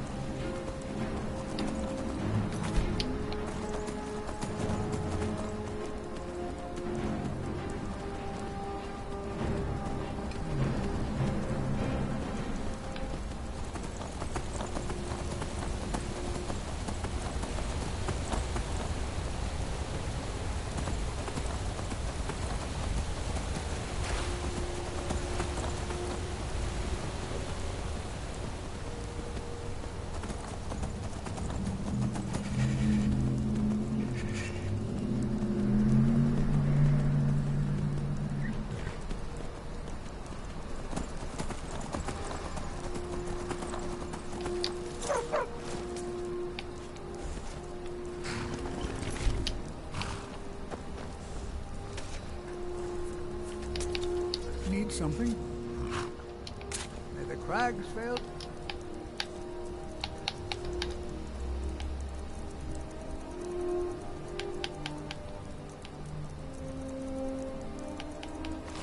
Strip your feet. Heard about you and your honeyed words.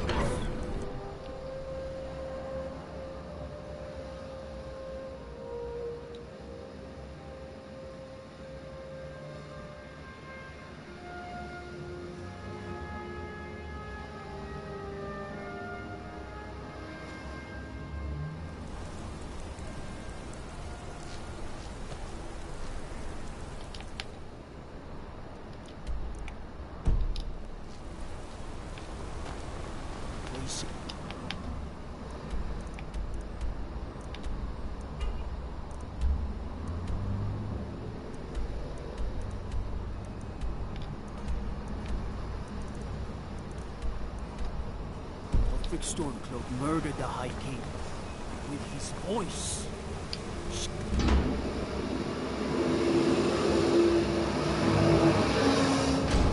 Did you hear all that noise outside?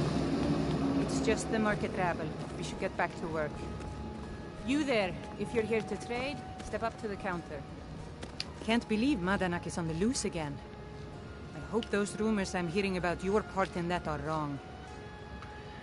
There was an attack in the marketplace. No, as if trade wasn't poor enough. Now there's violence in the streets. It was the Forsworn, wasn't it? I lose dozens of shipments every season to those barbarians. Now they're in the city? Gods help us. So who's Arnleif? I inherited the store from my husband. His father was Arnleif. My husband, Gunnar, died about 5 years ago. Forsworn attack. I miss that stubborn oaf. The store's seen better days, hasn't it? Oh, by the divines, is it that obvious? I swear, if my Gunnar was alive to see me now. This store would finally be on its feet if I hadn't lost my last shipment to the Forsworn attacks. A specially made Dibella statuette. You aren't for hire, are you? A sellsword? I'll pay you if you can recover that statuette from the Forsworn. I'll do it. Thank you. I'll have a sum of gold waiting for you when you return. What have you got for sale? Oh, a bit of this and a bit of that.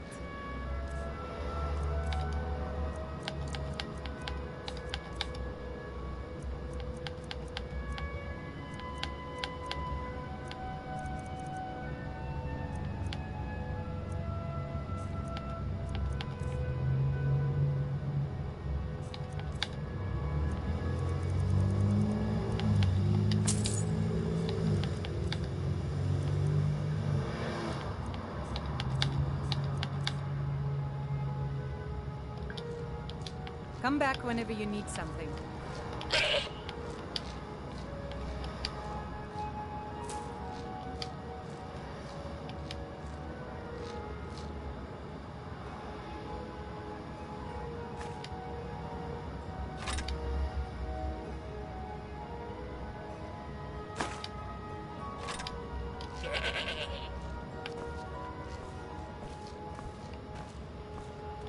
No, I'm not.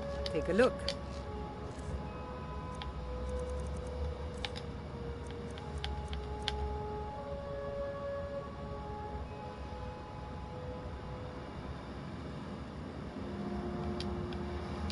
If you need anything else, just ask. No, Lydia doesn't want that. She's got a better sword than that. The selection scene. Some may call this junk. Me, I call them treasures.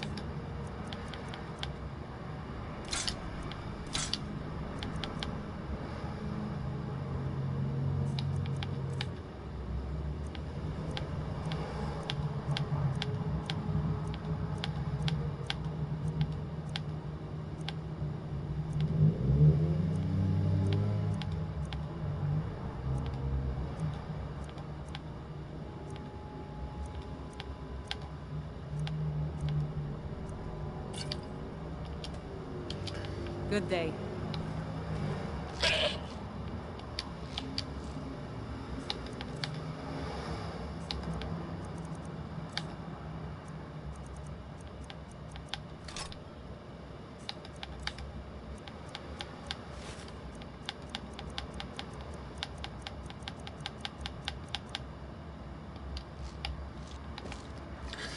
I think that's all the trade there is in this city.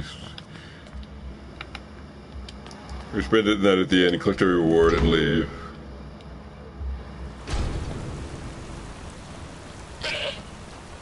Go fiddling with any locks around here. We're going to have a real problem.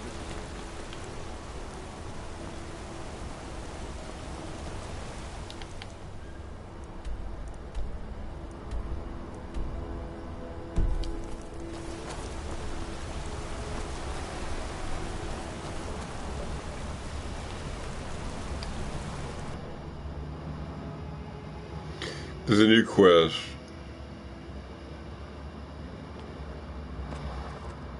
Come on in. The silver... But inn has plenty of strong drink and clean rooms.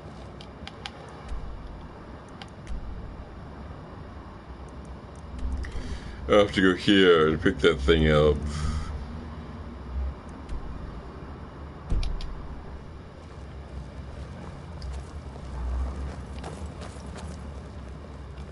Forsworn rampaging through the streets. Has drink for the thirsty, food for the hungry.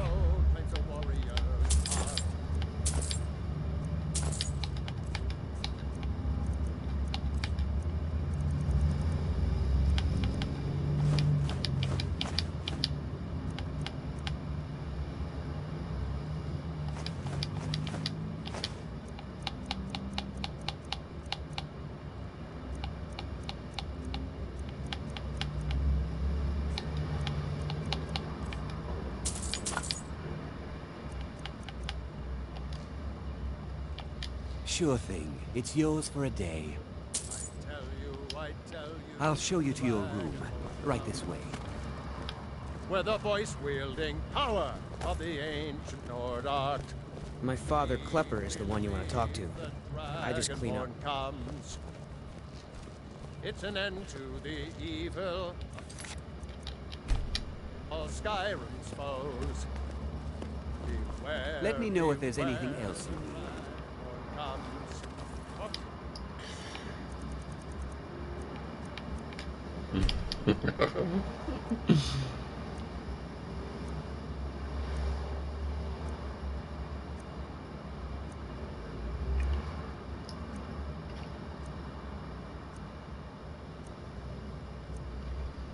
Darkness has passed, and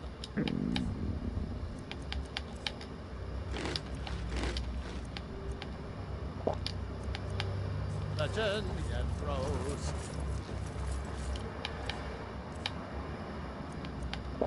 You'll know the Dragonborn. You escaped City.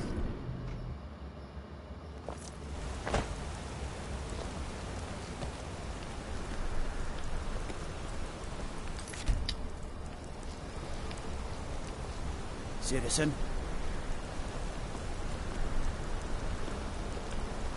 Alms. I said alms, you backfire. Give a trip to my I saw you with the Forsworn.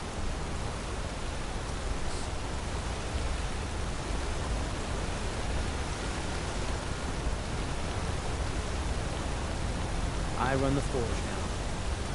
I'm scared.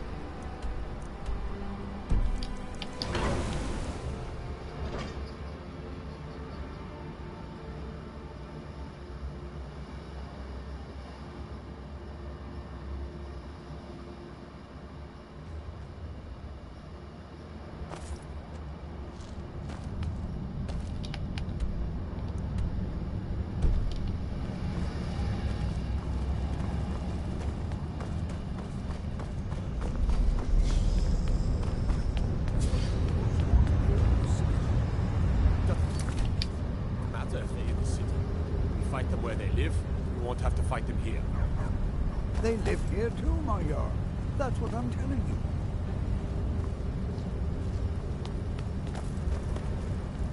You speak to Igmund, son of Arolfdir, Jarl of Markarth. The leader of Red Eagle Redoubt is dead. I'm here to collect the money. Excellent. You've done us a great service. Here is your reward. Do you have any more work for me? I do. A personal matter. My father died trying to negotiate with the Forsworn, back when that was possible. They took his shield to those Hargraven beasts they consort with. I need you to bring it home where it belongs. I warn you, it's dangerous work. No man of mine has ever faced a Hargraven and lived. I'll understand if you decline. Don't worry about me. I'll do it. The vines watch over you.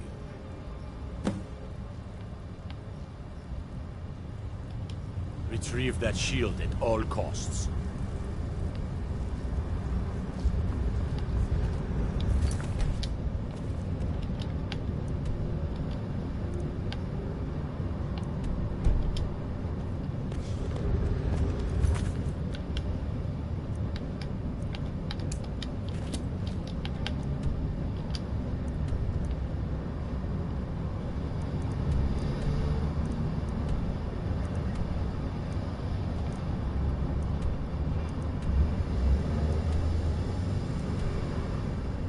The shield is up there.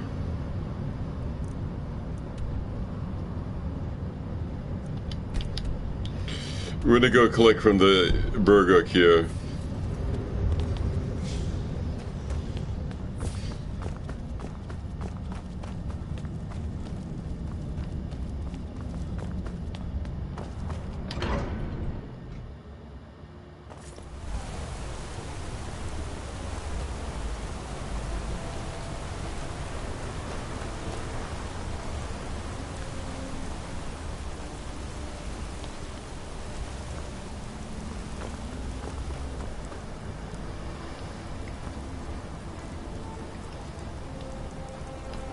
Deep in the reach.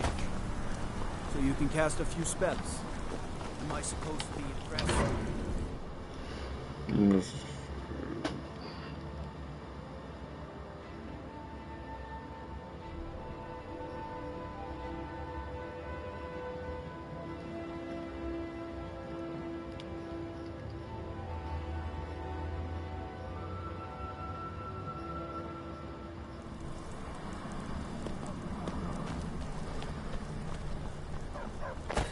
I might get to those ruins at some point.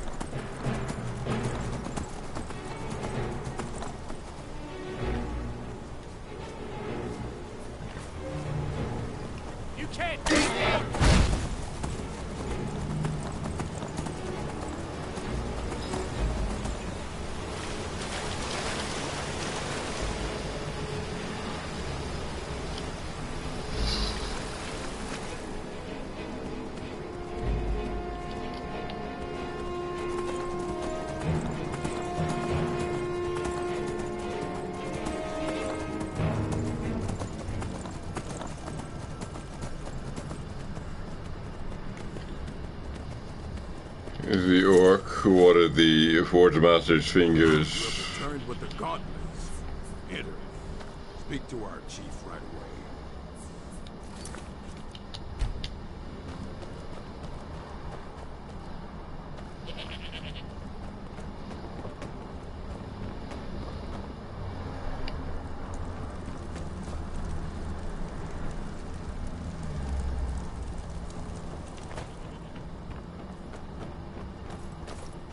You have returned with the gauntlets. Enter. Speak to our chief.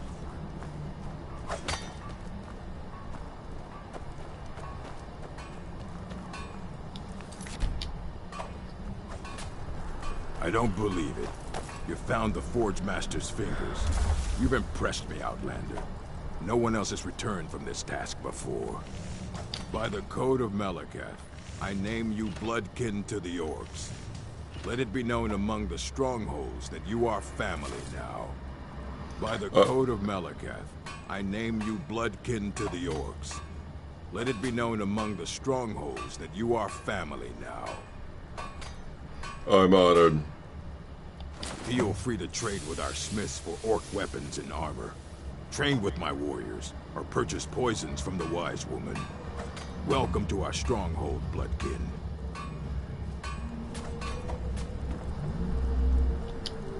I am Borguk's favorite wife. He knows my beauty should be praised.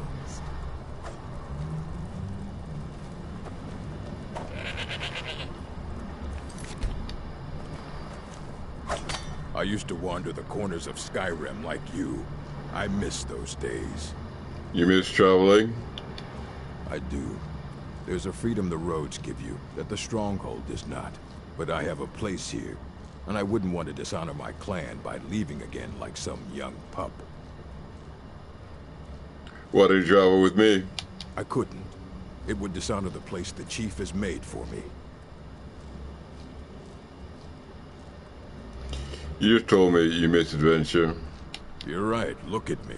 Talking in circles like some old wise woman. Very well, Outlander. You have my axe when you need it. Follow me. I need your help. You already have someone to do your fighting for you. Don't need me. May your next fight bring you victory, friend. What do you do for the stronghold? Me? I'm Borguk's brother. I came back after serving many years in the Legion. By then, Borguk had already become chief, and he welcomed me home as family, not as rival as is tradition. You served in the Legion? I did. I was known as Gorbish Gordushnik in those days, in honor of my homeland. Many orcs leave the stronghold to join the Legion. They welcome our skill in battle and smithing, and we welcome a chance to see the world. All right, then.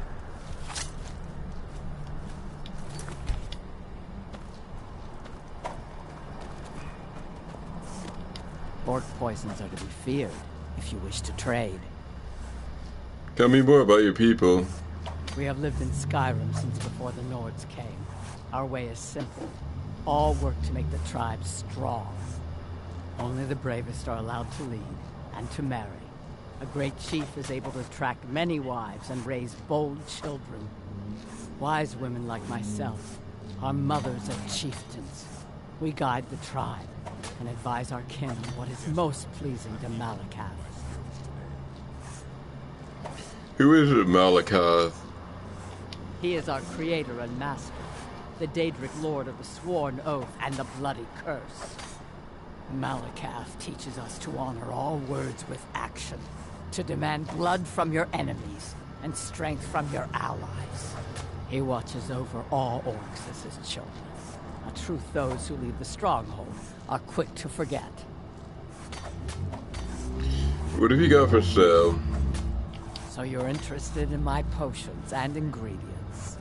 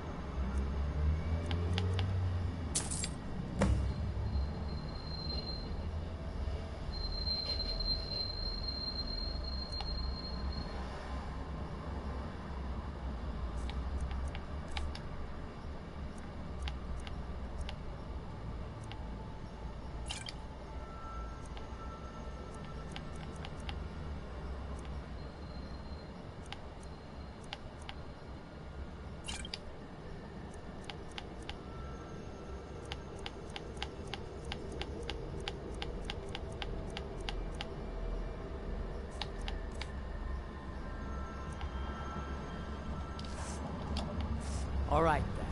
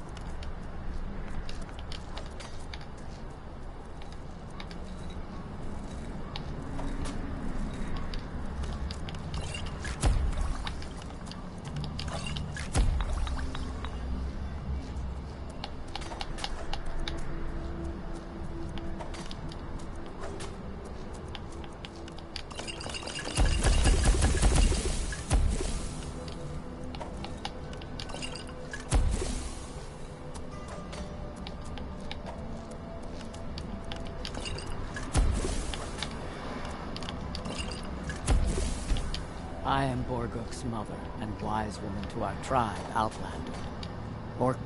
So you're interested in my potions and ingredients.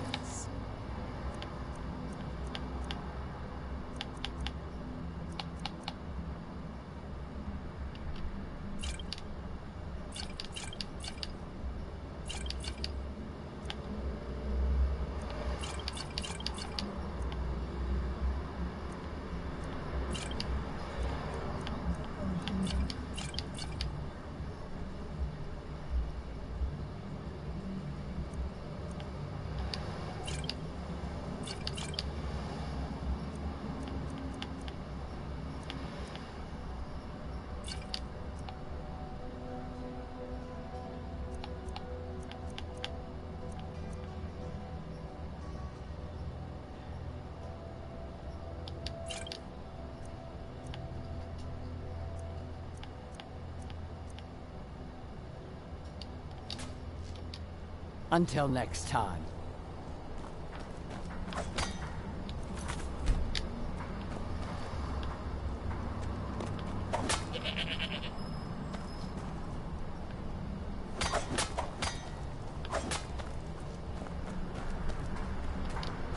I help my mother Arab with the hunt. We bring much meat and skins to the stronghold.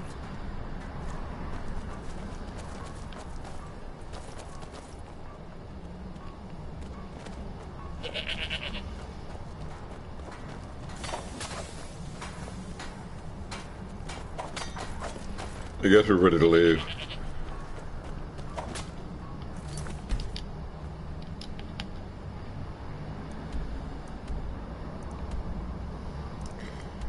We'll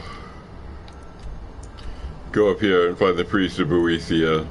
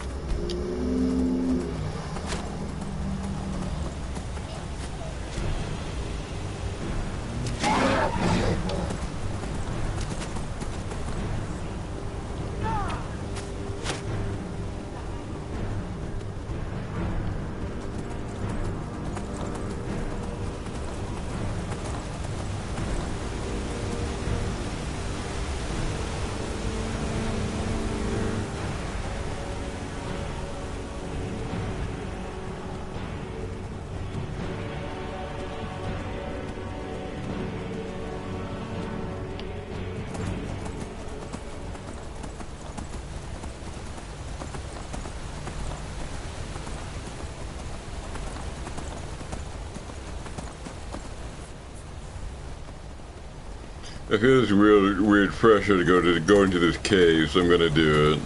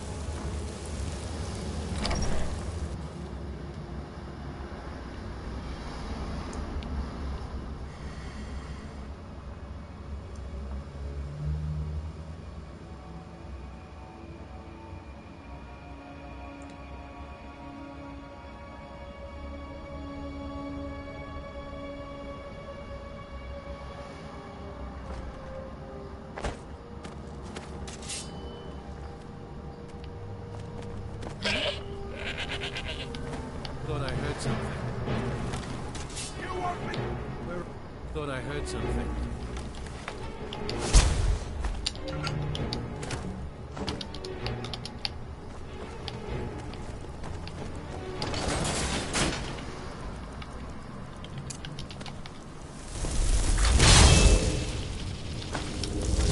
I sense presence.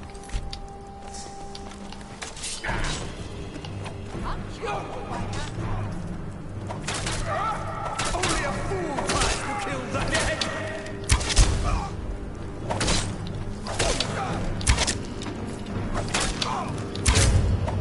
The endless sleep comes for us all.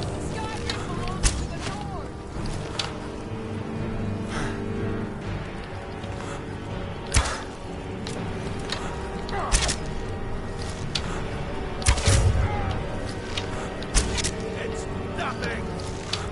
Where's your worst?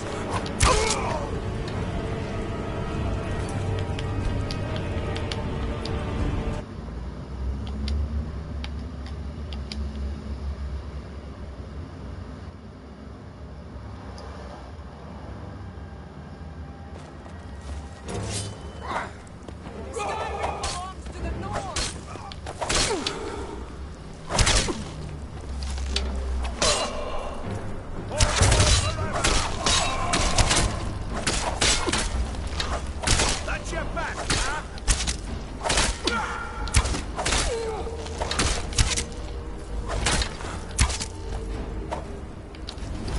The endless sleep comes for us all. I sense a presence.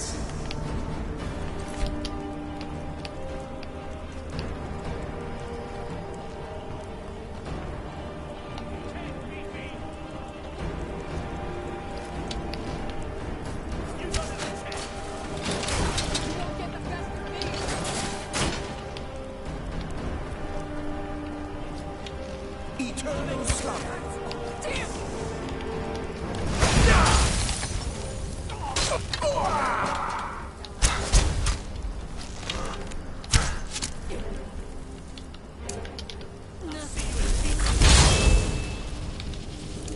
I sense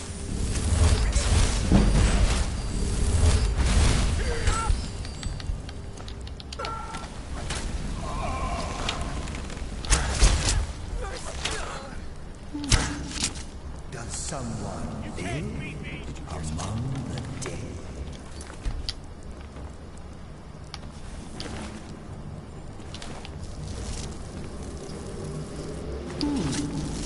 Does someone live among the dead? I'll see you in pieces. I sense a presence.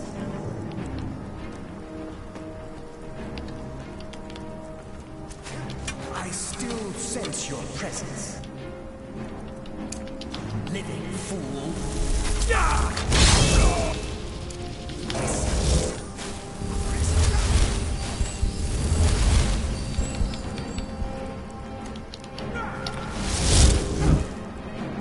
There's no escape.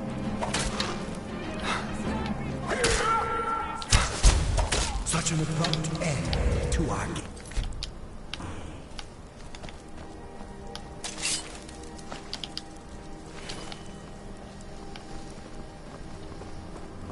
Now you're mine.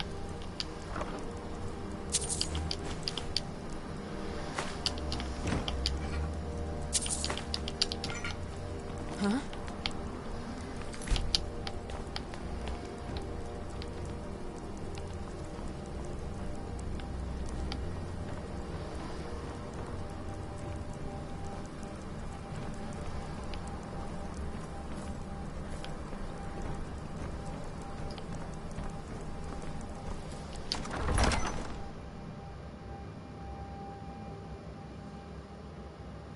Who enters? Nobody say.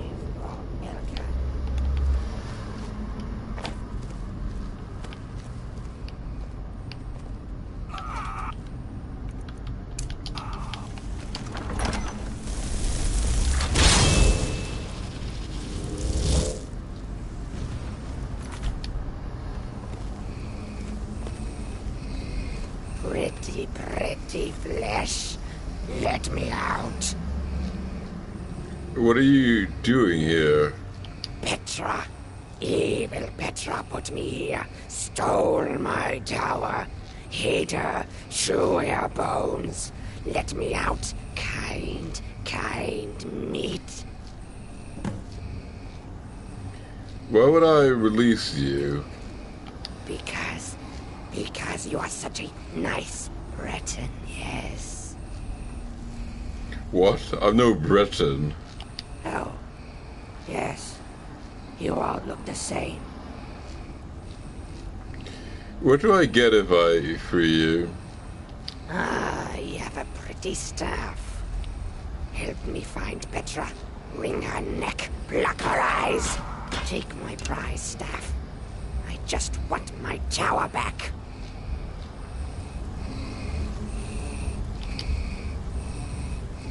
Do you like my pretty tower?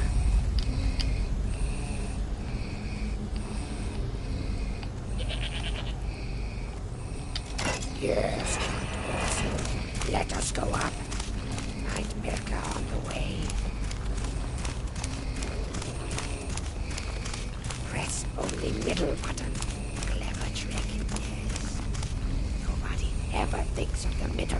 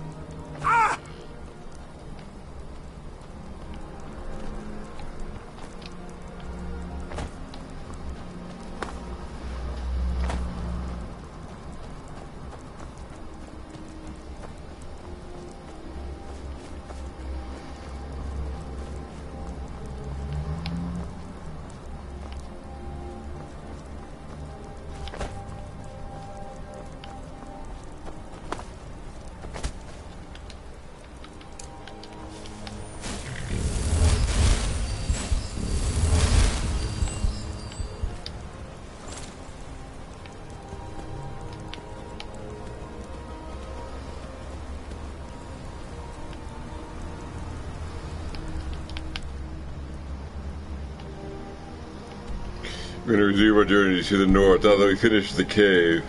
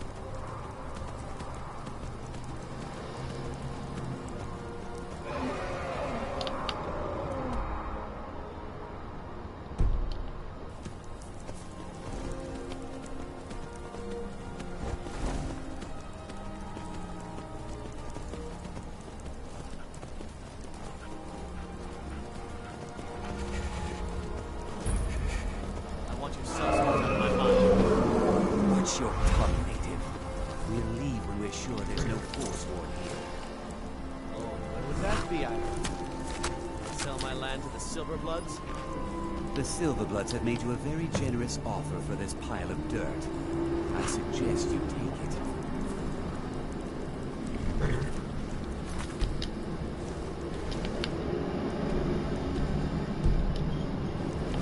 There's some sort of mystery here. We are in control of this mine. No sudden moves. We are in control of this mine. You should talk to Arnifetch if you have business with the mine. Not that there's much these days.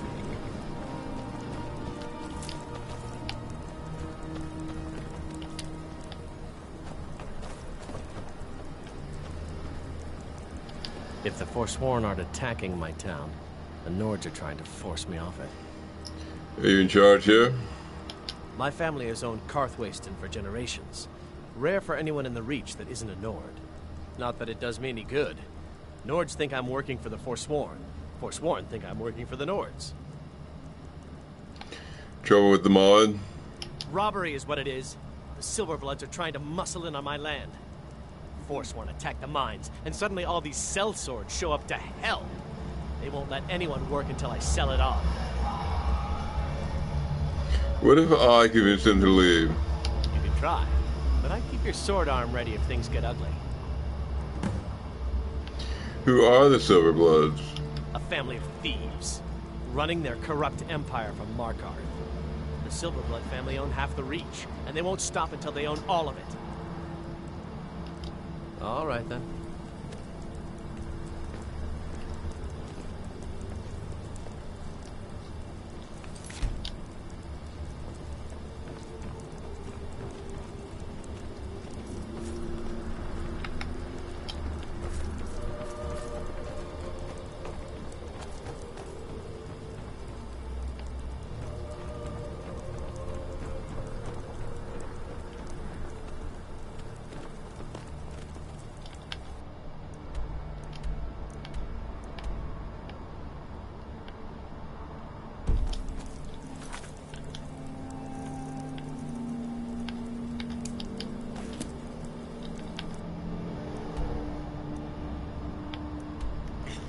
I'll try this one here.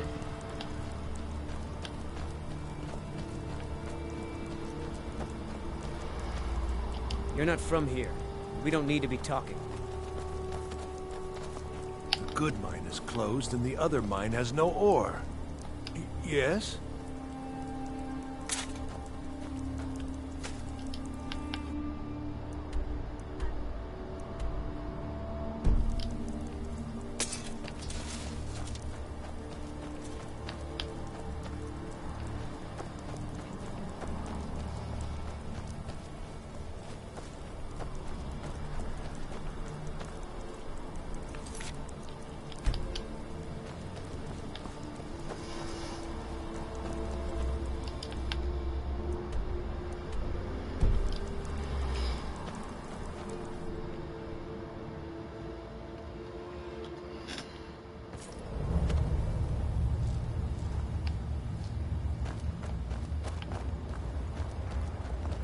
We're in control of this mine. No sudden move.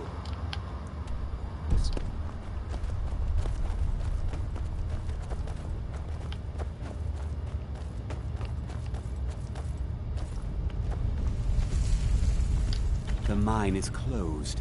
Get lost. Who's in charge here? I'm not from here. I'm a sellsword. These are my men. And you and your men to leave. Helping out Einethach, huh? Give me a reason not to plunge a dagger in your chest. The whole town wants you out. Leave. Dealing with a mob wouldn't be good for my coin purse. Fine. We're leaving. Why have you shut down the mine? Forsworn attacked a while back. Jarl had no men to spare, so the Silverbloods generously offered to send us to clean things up. We just want that old native to hand over his land in payment for our services. Then we'll leave, and everyone can get back to work. I could convince Einethach to sell. Do that, and I'll make sure you get a cut. Who are the Silverbloods? You haven't heard of the Silverblood family? They're the most important people in the Reach. They practically own the city of Markarth, and we're here on their coin. Now, if you'll excuse me.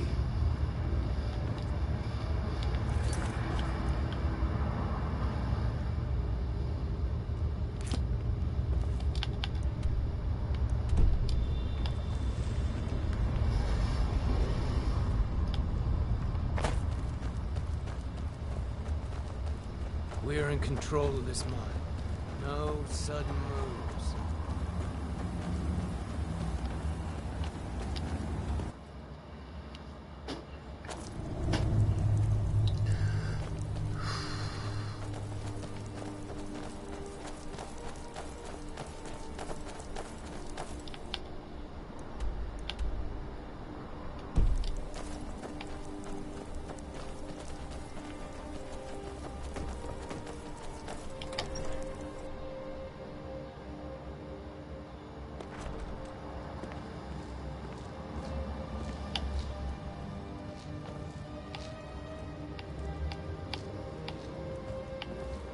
If the Forsworn aren't attacking my town, the Nords are trying to force me off it.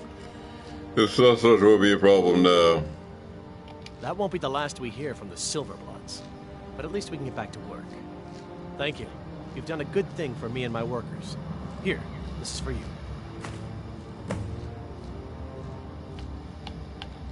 Good day.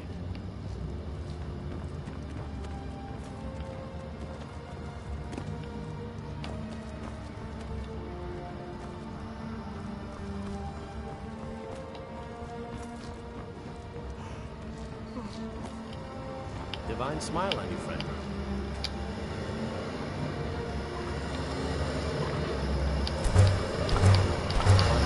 Both of my minds are open. Time for everyone to get back to work.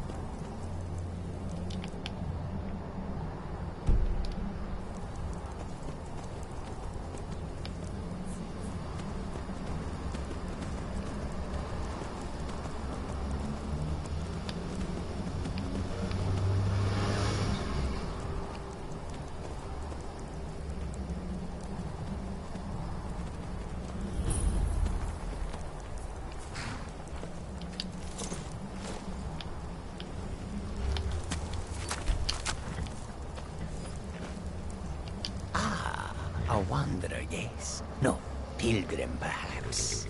You have come to commune with Periite, Taskmaster, and Blighted Lord, yes?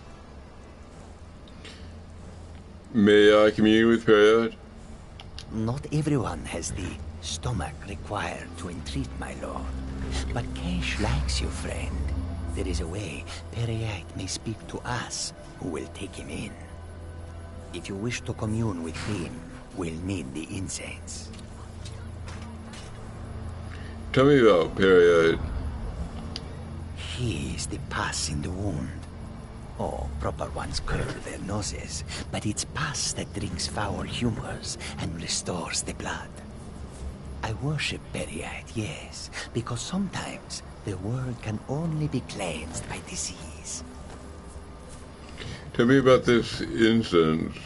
Yes, the incense. Fetch for me a deathbell flower, 1 silver ingot, a flawless ruby, and some vampire dust. Then I will show you how. How can I assist?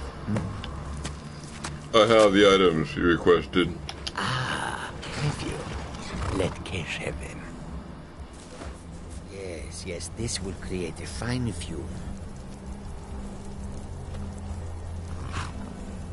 Need something? May you walk on warm sands.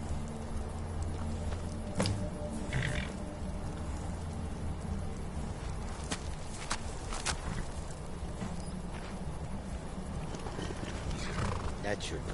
Now, inhale deeply.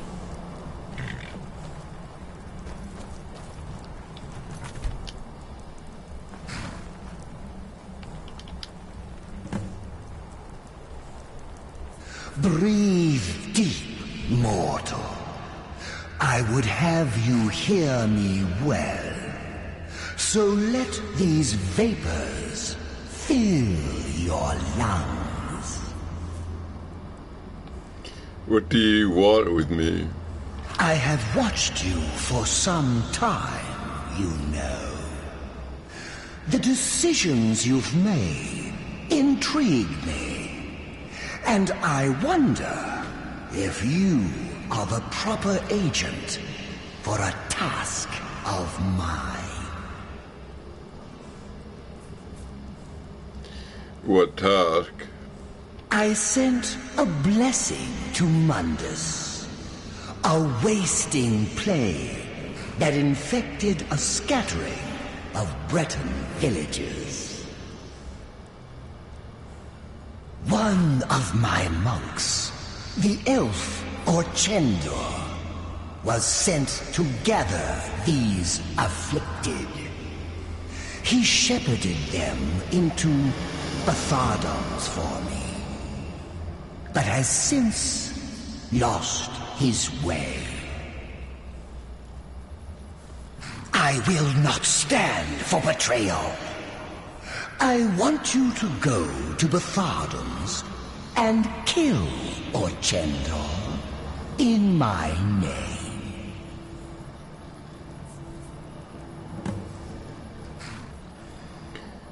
Why did Orchendor deserve to die? An impertinent question.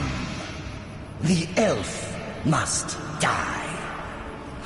Either carry out my will or do not. You are not the only mortal agent I could choose.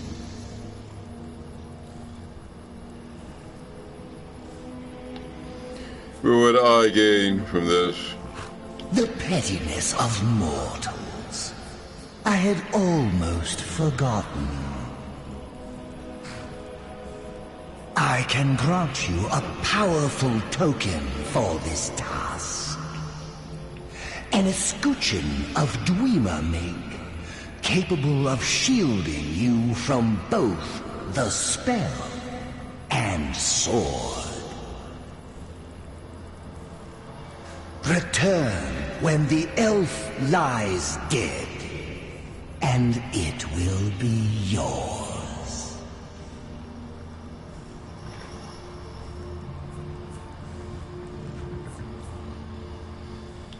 I've heard your request. Release me. So you have, mortal. Go now. Kill Orchendor.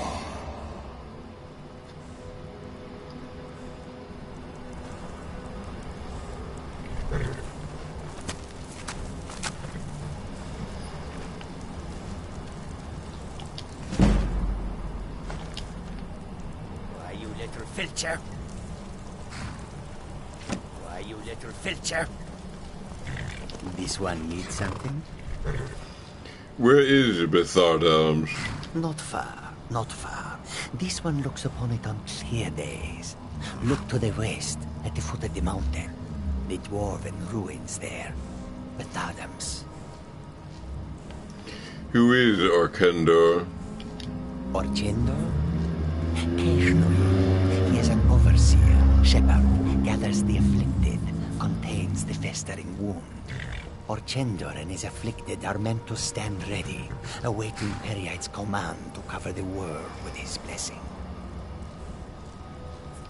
Swift hunting.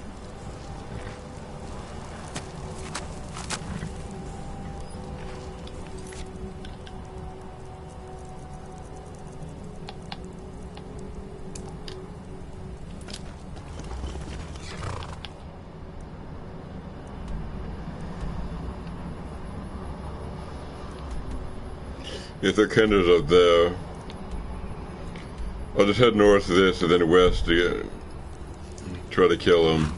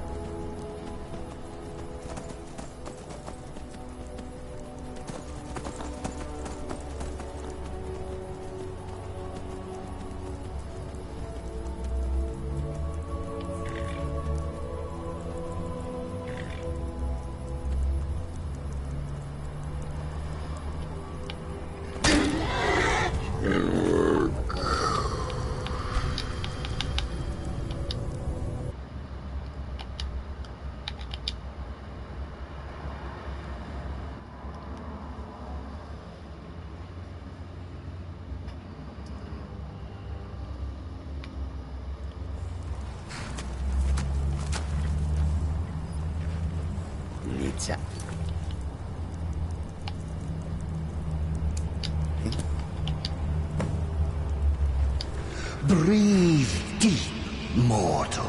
I would have for some time. Well, no.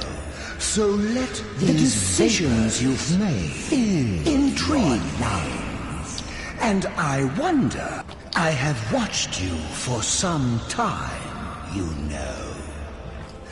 The decisions you've made intrigue me. And I wonder if you are the proper agent for a task of mine. I sent a blessing to Mundus, a wasting plague that infected a scattering of Breton villages. One of my monks, the elf Orchendor, was sent to gather these afflicted. He shepherded them into Bethardarms for me, but has since lost his way. I will not stand for betrayal. I want you to go to Bethardarms and kill Orchendor in my name.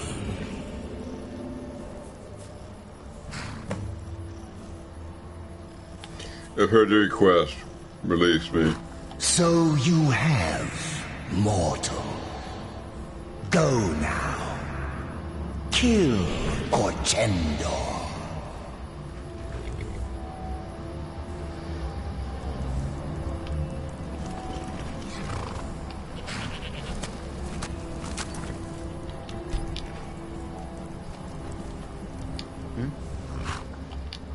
Not far. Not far. This one looks upon it on clear days.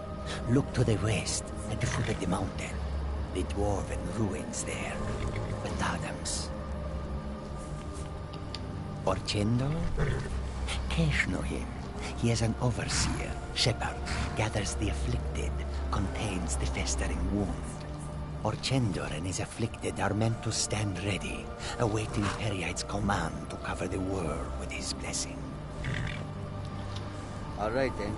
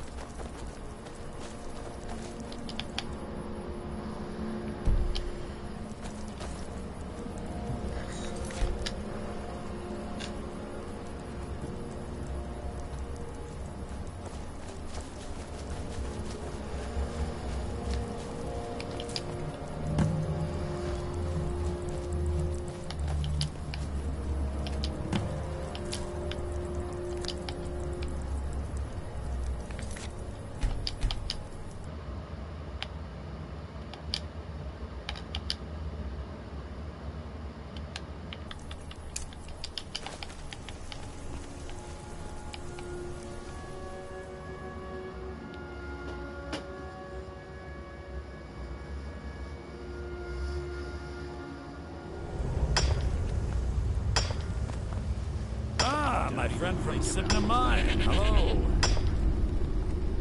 The Reach will be ours again. This is where it will begin. A new uprising.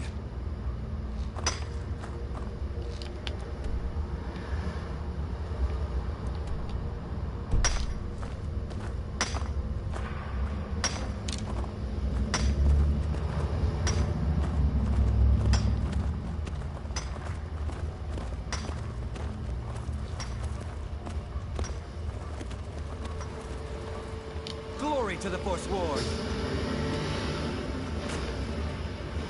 We'll have our freedom one day. Reach will be ours again.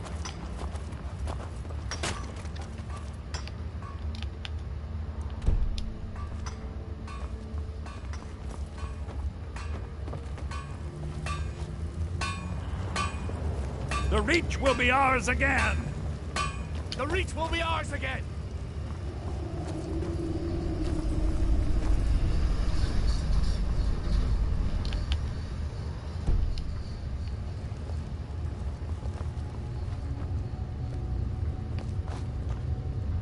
You there? Are you here to kill me? Slay the mighty Lowgrove while he sits tied and helpless.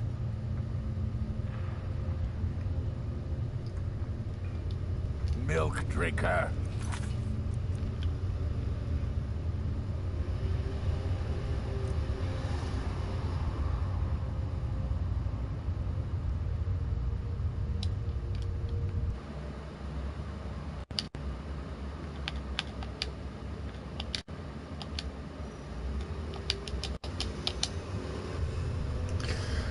Moloch Baal, the Lord of Domination, he asked me to cleanse his altar in the abandoned house in Markar by allowing a priest of Boethia to him.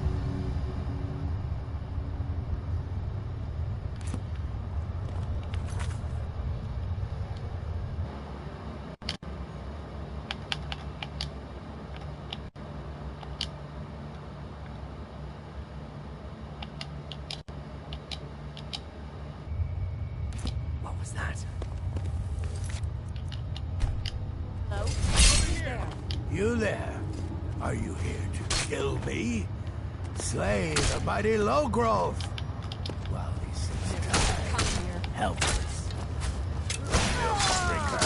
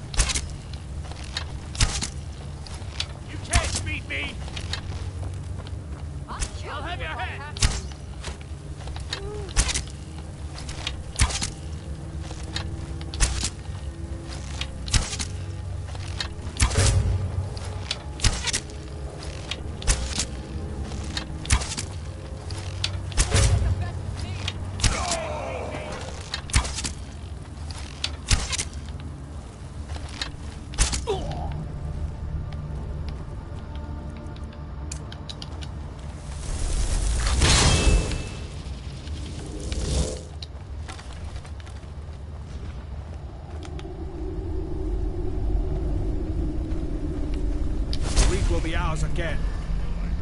I'm gonna find whoever did this. Someone do something!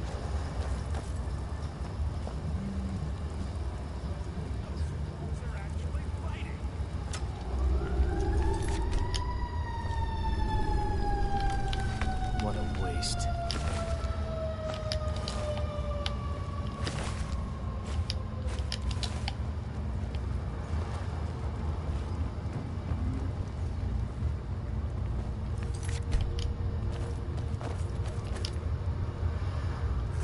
This should Money's on the big one. I'm going to find you. You there? Are you here to kill me? Slay the mighty Logrove while he sits tired and helpless. I'm here to rescue you. Rescue? No one knew where I was when I was taken. Who sent you? Boethia sent me. The Dark Mistress? She sent you? Oh, wait. Mulek Paul's altar. Of course. I have to get to Markarth at once. Cut me loose. Here, let me untie these bonds. Oh, freedom. Now get out of my way. I have a task to attend to.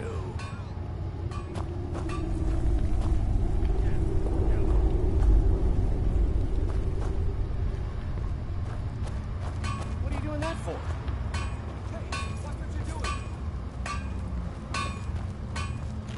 The Reach will be ours again! Someone do something! I'll kill you when you stand. I'll see you in pieces!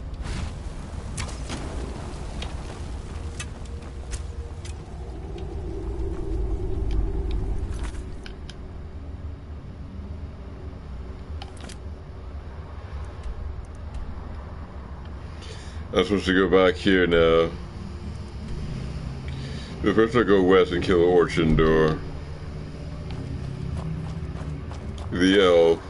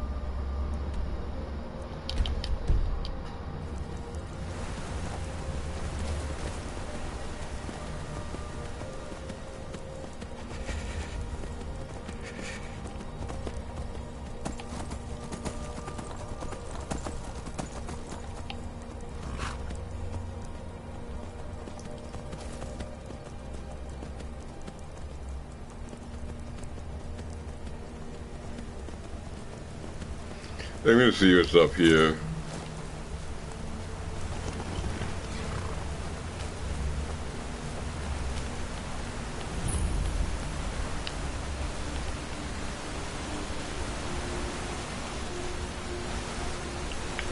Looks like a bridge.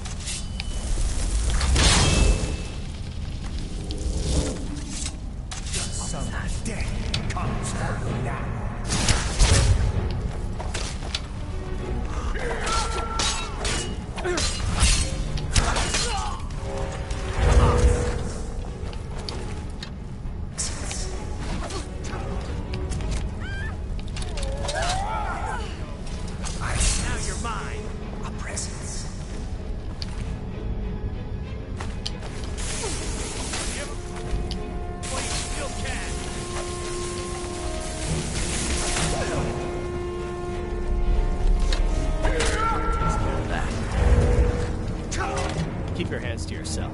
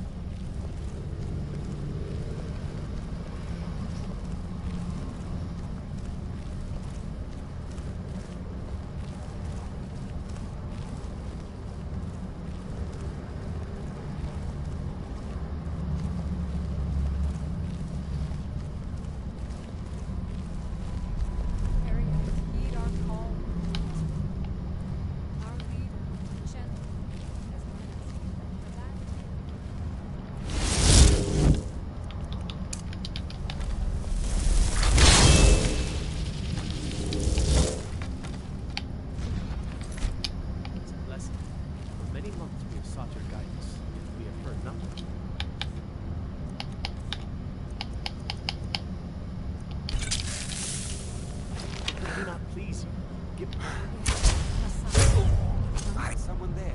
I sense.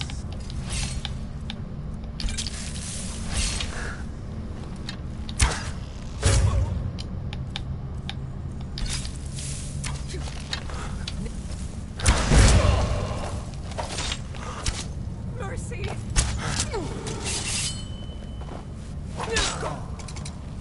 The living are right to fear the dead.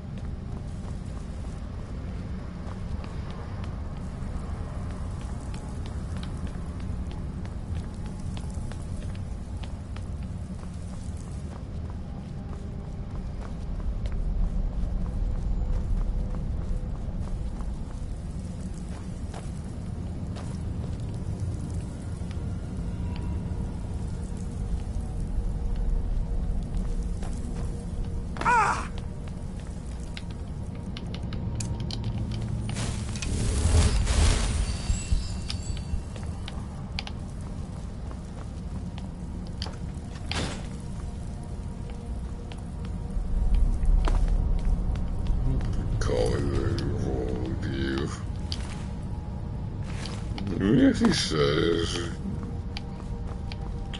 Your column's getting down.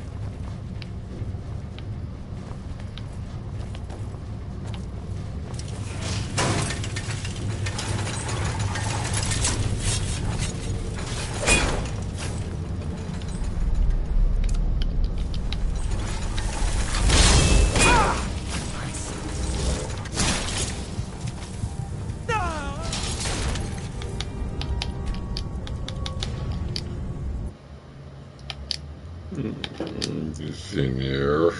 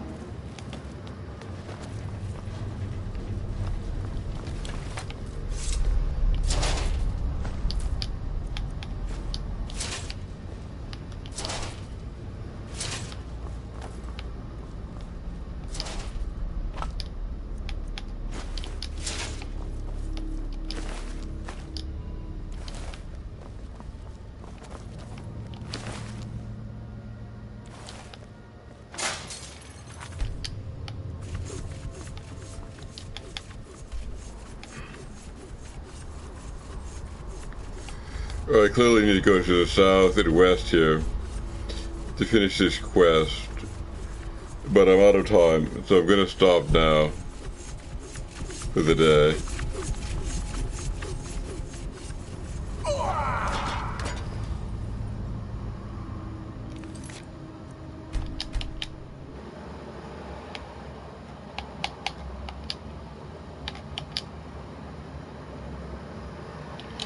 I'm going to close as usual with a reading.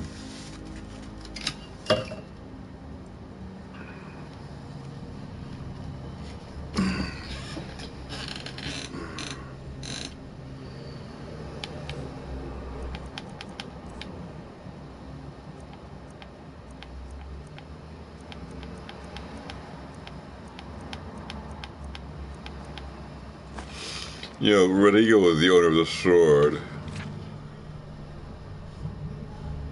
which we just managed to recover. And so it's appropriate that we read his legend at this juncture. It seems to be the only book I have, so I'm just going to stop with this one. The Legend of Red Eagle by Tradaine Drain, archivist of Winterhold. This tale is inscribed in the memory of Clarice Vienne, a student of Winterhold. Elements of the legend suggest a date of the first era, 1030, though as with any oral tradition, much of it is later anachronism. Curiously, swords of a similar king and his legendary blade appear in other ancient myths of the Ridge. Long ago, a child was born in the Thundered Hills. They named him Falad, which means Red Eagle, the tongue of the Reach, for the screeching bird call that greeted his birth in the crimson blooms on the autumn hills. Thus began his legend, a Reach child, or born under an auspicious sky, his very name, the color of blood. 10 kings ruled the Reach in those days, and though men were free, the people were scattered and warred among themselves. The augurs foresaw the boy's destiny. A warrior without peer, first and foremost lord of the Reach, chose to unite all under his name. Falad grew in years and strength, until seeing the prophecy would be fulfilled. The banner of the Red Eagle was raised along the cliffs of the Reach, and his people prospered. Then came Hestra, Empress of the South, riding to war. One by one their kings stood before her. One by one they fell aside, bending knee in imperial bargains, or slaughtered on the battlefield. Her legion came at last to Thundered Hill, and envoys were sent to bargain for their surrender. Falad refused to yield the freedom of his people, but the elders were afraid and cast him out and accepted the imperial yoke. Thus was stolen by the imperial invaders, his land, his people, his very name. In the years that followed, Red Eagle became known as the untamed spirit of the Reach, unbowed, unbroken, stained by the blood of his foes. He gathered loyal Reachmen to himself, those who clung to the old ways, who yearned for freedom and forged a new nation. Together they fell upon the occupiers and traitors by night, disappearing in the cliffs and caves each morn, evading capture. It was not enough. For every imperial patrol and garrison they wiped out, yet more seemed to march from the green south to replace them.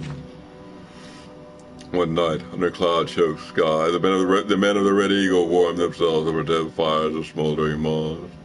A huddled, shambling figure came to them, cloaked in rags, face cowled. The men mocked and cast stones. The stranger followed and sensed something, and beckoned. The cow was thrown back in the dim light, and she revealed herself to be one of the ancient and venerable Hagraven. She offered power for a price, and a pact was made. This was brokered to the witch, his heart, his will, his humanity. From that day forth, his was the spirit of vengeance, pitiless and beyond remorse. The rebels grew in strength and numbers, and none could stand against them. Falad's eyes burned coldly those days, black opals reflecting a mind not entirely his own. 2 years passed, and the foreigners were all but driven from the Ridge. Such peace could not last, however, and a great host fell upon them, a swift army of invaders, unlike any before. For a fortnight, Hester's generals laid siege to Red Eagle's stronghold, till he himself came forth for battle alone and robed in nothing but his righteous fury. 1,000 foreigners fell before his flaming sword, and the enemy was routed. Yet when night fell, so too did he. The warriors who came to him said Falad's eyes were clear again on that final night. He was taken to the place prepared for him, a tomb hidden deep within the rock. With his remaining strength, he presented his sword to his people and swore an oath. Fight on, and when at last the Reach is free, his blade should be returned, that he might rise and lead them again. Thus was given for his people his life, his dream, his sword. But when every debt is repaid in blood, these he shall reclaim once more.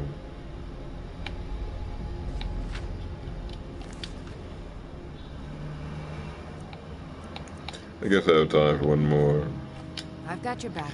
Let's see if Lydia's got something. What do you need?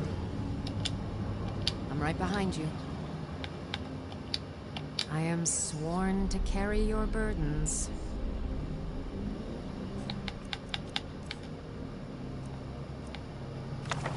I think the horror of Castle Azir.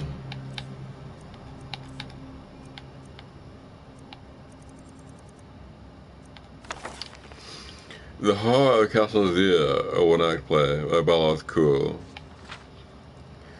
Dramatis personae, Clavidae, Captain of the Imperial Guard, Cyrodiilic. Anara, a dun mermaid. Ulyss, a lieutenant of the Imperial Guard, Argonian. Thalassa, a young Argonian mage. Late evening, the play opens in the interior great entrance hall of a castle in Scarthanad, replete with fine furnishings and tapestries. Torches provide the only illumination. In the center of the foyer is the great iron door, the main entrance to the castle. The staircase up to the landing above is next to the store. On stage left is the door to the library, which is currently closed. On stage right is a huge suit of armor, 20 feet tall, nearly touching the ceiling of the room. Though no one can be seen, there's the sound of a woman singing coming from the library door.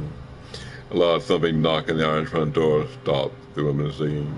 The door to the library opens, and Anara, a calm-looking maid, comes out and hurries to open the front door. Clavidae, a handsome man in Imperial garb, stands there. Anara, good evening to you, Sir John. Clavidae, good evening. Is your master at home? No, Sir Joe, it's only me here. My master Theodora cannot tell Vanya Hordel Zir. That is Winter Estate. Is there something I can do for you? Clavidae, possibly. Would you mind if I come in? Not at all, Sir Joe. Please, may I offer you some flint? Clavidae comes into the hall and looks around. Clavidae, no, thank you. What's your name? Anar, Sir Joe. Anar, when did your master leave Scarthanad? More than a fortnight ago. That's why it's only me in the castle, Sir Joe. All the other servants and ladies who tend to his lordship travel with him. Is there something wrong? Yes, there is. Do you know an Icelander by the name of Sul Karifa? No, Sir Joe. I don't know no one by that name. Lovely. Then you are likely to know he's dead. He was found a few hours ago dying of frostbite in the Iceland. He was hysterical and nearly incomprehensible. Among his last words were castle and Zir. No, dying of frostbite in summertime in the Iceland. That's strange. I suppose it's possible my master knew this man. I mean, Icelander and my master being in the house of Zavani, well, if you're pardon me for being flippant, Sir Joe, I don't think they could have been friends. That is your master's library. Would you mind if I looked in? Please, Sir Joe, go wherever you want. We got nothing to hide. We're loyal Imperial subjects. As I hear, are all Telvanni. Note from the playwright, this line should be delivered without sarcasm. Trust the audience to laugh. It never fails, regardless of the politics of the locals. Clavidae enters the library and looks over the book. Clavidae, the library needs dusting. Yes, Sir Joe, I was just doing that when you knocked at the door. I'm grateful for that. If you had finished, I would have noticed the space and dust where a rather large book has recently been removed. Your master is a wizard, it seems. No, Sir Joe, I mean, he studies a lot, but he don't cast no spells, if that's what you mean by wizard. He's a Kena, went to college and everything. Now that I think about it, I know what happened to that book. One of the other Kenas from the college came around yesterday, brought a couple of books. He's a friend of the master, so I thought it'd be all fine. This Kena, was his name Warvin? It could have been, I don't remember. There's a suspected necromancer at the college named Kena Warvin. We arrested last night. We don't know what he was doing in the college, but it was something illegal, that's for certain. Was that the Kena who borrowed the book? A little fellow, crippled with a withered leg. No, Sir Joe, it weren't the Kena from yesterday. He was a big fellow, could walk, so I noticed. I'm going to have a look around the rest of the house, if you don't mind. Clavidae goes up the stairs and over the following dialogue from the landing in the rooms above. Anara continues straightening up the downstairs, moving a high back bench in front of the armor to scrub the floor. Now, can I ask Sir Joe what you're looking for? Maybe I can help you? Clavidae, are these all the rooms of the castle? No secret passages? Anara laughing. Oh, Sir Joe, what was it? Kena Telvanni Hordel Zir one with secret passages? Claudius looking at the armor. Your master is a big man, and all laughing. Oh, Sergio, don't tease. That's giant armor, just for decoration. My master slew that giant 10 years ago and kind of keeps it for a souvenir. That's right, I remember hearing something about that when I first took my post. Yeah, it was someone named Zero killed the giant, but I don't think the first name was Hordal. Memory fades, I'm afraid. What was the giant's name? And I'm afraid I don't remember, Sergio. But I do, it was Torfang. I got a Torfang shield. And I don't understand, Sergio, Torfang's shield. Claudius runs down the stairs and examines the armor. Claudius. So Carifa said something about getting out of Torfang's shield. I thought he was just raving out of his mind. No, but he ain't got a shield, Sergio. Claudius pushes the high back bench out of the way, revealing the large mounted shield at the base of the armor. Yes, Claudius, yes, he does. He covered it up with that bench. No, I didn't do it on purpose, Sergio. I was just clean. You see that armor? I see that armor every day, Sergio, but I swear, I never noticed the shield before. Claudius, it's fine, I believe you. Claudius pushes on the shield and pulls it back, he'll be able to tunnel down. It appears that Sidora Kinatovani Hordalzir does have a need for secret passage. Could you get me a torch? In fact, I ain't never seen that before. And I'll take the torch from the wall and hand it to Claudius. Claudius enters the tunnel. Claudius, wait here. And our wanted Claudius disappeared down the tunnel. She appeared agitated and finally runs for the front door. When she opened it, Olis, an Argonian lieutenant in the Imperial Guard, is standing at the entrance. She screamed, "Oh, I'm sorry to frighten you." Not now, go away. Oh, I'm afraid the captain wouldn't like that, miss.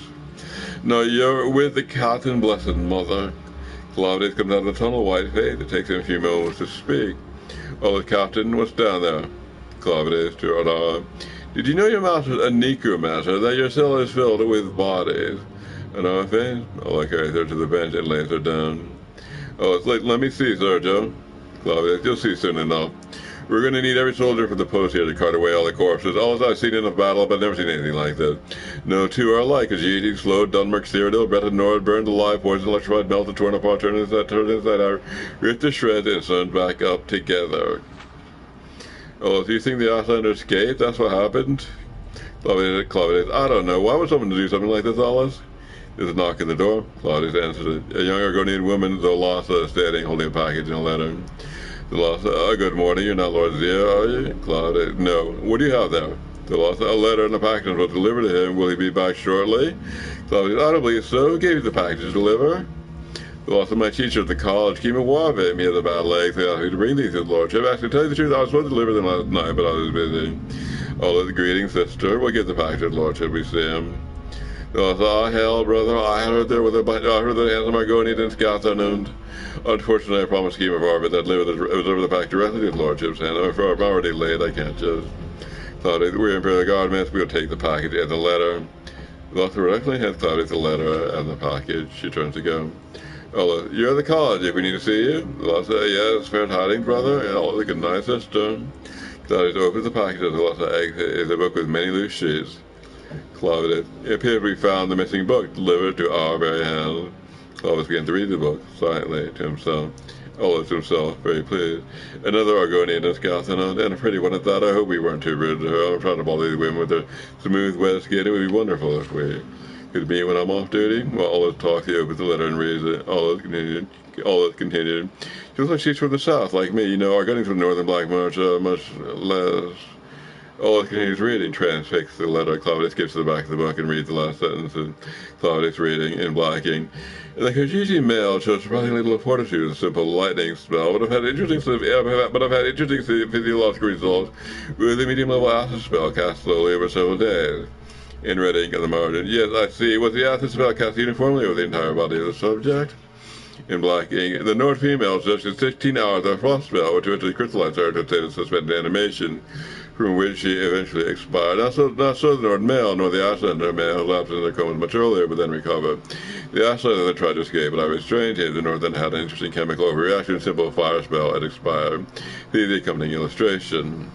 In Reading, yeah, because I see the pattern of boils and lesions, just some sort of internal incineration pouch caused by the combination of a short burst of flame following a longer session with cloth. It's such a shame I can't come to see the experiment personally, but I compliment you on your excellent notation. In Blackie, thank you for the suggestion about slowly poisoning my marinara. The dosage you suggested have had fascinating results, already memory based subtly. I tend to increase it exponentially. And see how long this before you notice. So speaking of which, it is a pity I haven't had any Argonian subject but the slave trader brought me some healthy specimens in the autumn. I should like to test their metabolism in comparison to elves and humans. It's my theory that a medium-level lightning spell casting continuous wave on an Argonian wouldn't be lethal for several hours, at least similar to my results with this herodilic female, and of course the giant. In Reading, it'd be a shame to wait till autumn to see. Oh, let's reading the letter. In Reading, here is your Argonian. Please let me know the result. It's on Kima Warvin. By Kinnerath, this isn't necromancy, it's destruction. Kima Warvin and Kina Talvani Hordalfazir haven't been experimenting with death, but the limits of magical torture. Oh, the letter is addressed to the Talvani Hordalfazir. It's addressed to Dura Yachilla Zir. His wife, do you think? Yachilla. That was the Talvani of the Zir family we heard about in connection with the giants letting me best get them made out of here. She'll need to go to a healer. Talvani wakes up and she appears disoriented. No, what's happening? Who are you? Claudia, don't worry, everything's going to be fine. We're going to take you to a healer. Oh, do you need a Yachilla? I think you know I'm not cold. And Yachilla stops, really, she's been caught. Claudia, it's unsheathed their blade. Claudia, you have black ink in your fingers, your ladyship. Oh, when you saw me at the door, you thought I was the Argonian your friend Warvin sent over. That's why he said, not now, go away. Anara Yachilla, you're much more observant than Anara. She never did understand what was happening. Even I tripled the poison spell and she expired when I observed as considerable agony. Oh, what were you going to use? What were you going to use on me first, lightning or fire? Anara Yachilla, lightning. I find fire to be too unpredictable. As she speaks, the flames and the torches extinguish. The stage is utterly dark. There's the sound of a struggle, sword clang. Suddenly, a bolt of lightning flashes out, and there's silence. From the darkness, Suddenly a bolt of lightning flashes out, and there's silence. From the darkness, Anana Yachilla speaks. Anana Yachilla, fascinating. And several more flashes of lightning as the curtain closes. The end. Going then. Alright, we're done for today then. That's it for today. That's Wednesday, July 1st, 2026. I'll resume on Friday at 9 o'clock in the morning, and I'll proceed till 2 p.m. That's Friday, July 3rd. That's all for now. I'm David E. from Larkin. Goodbye.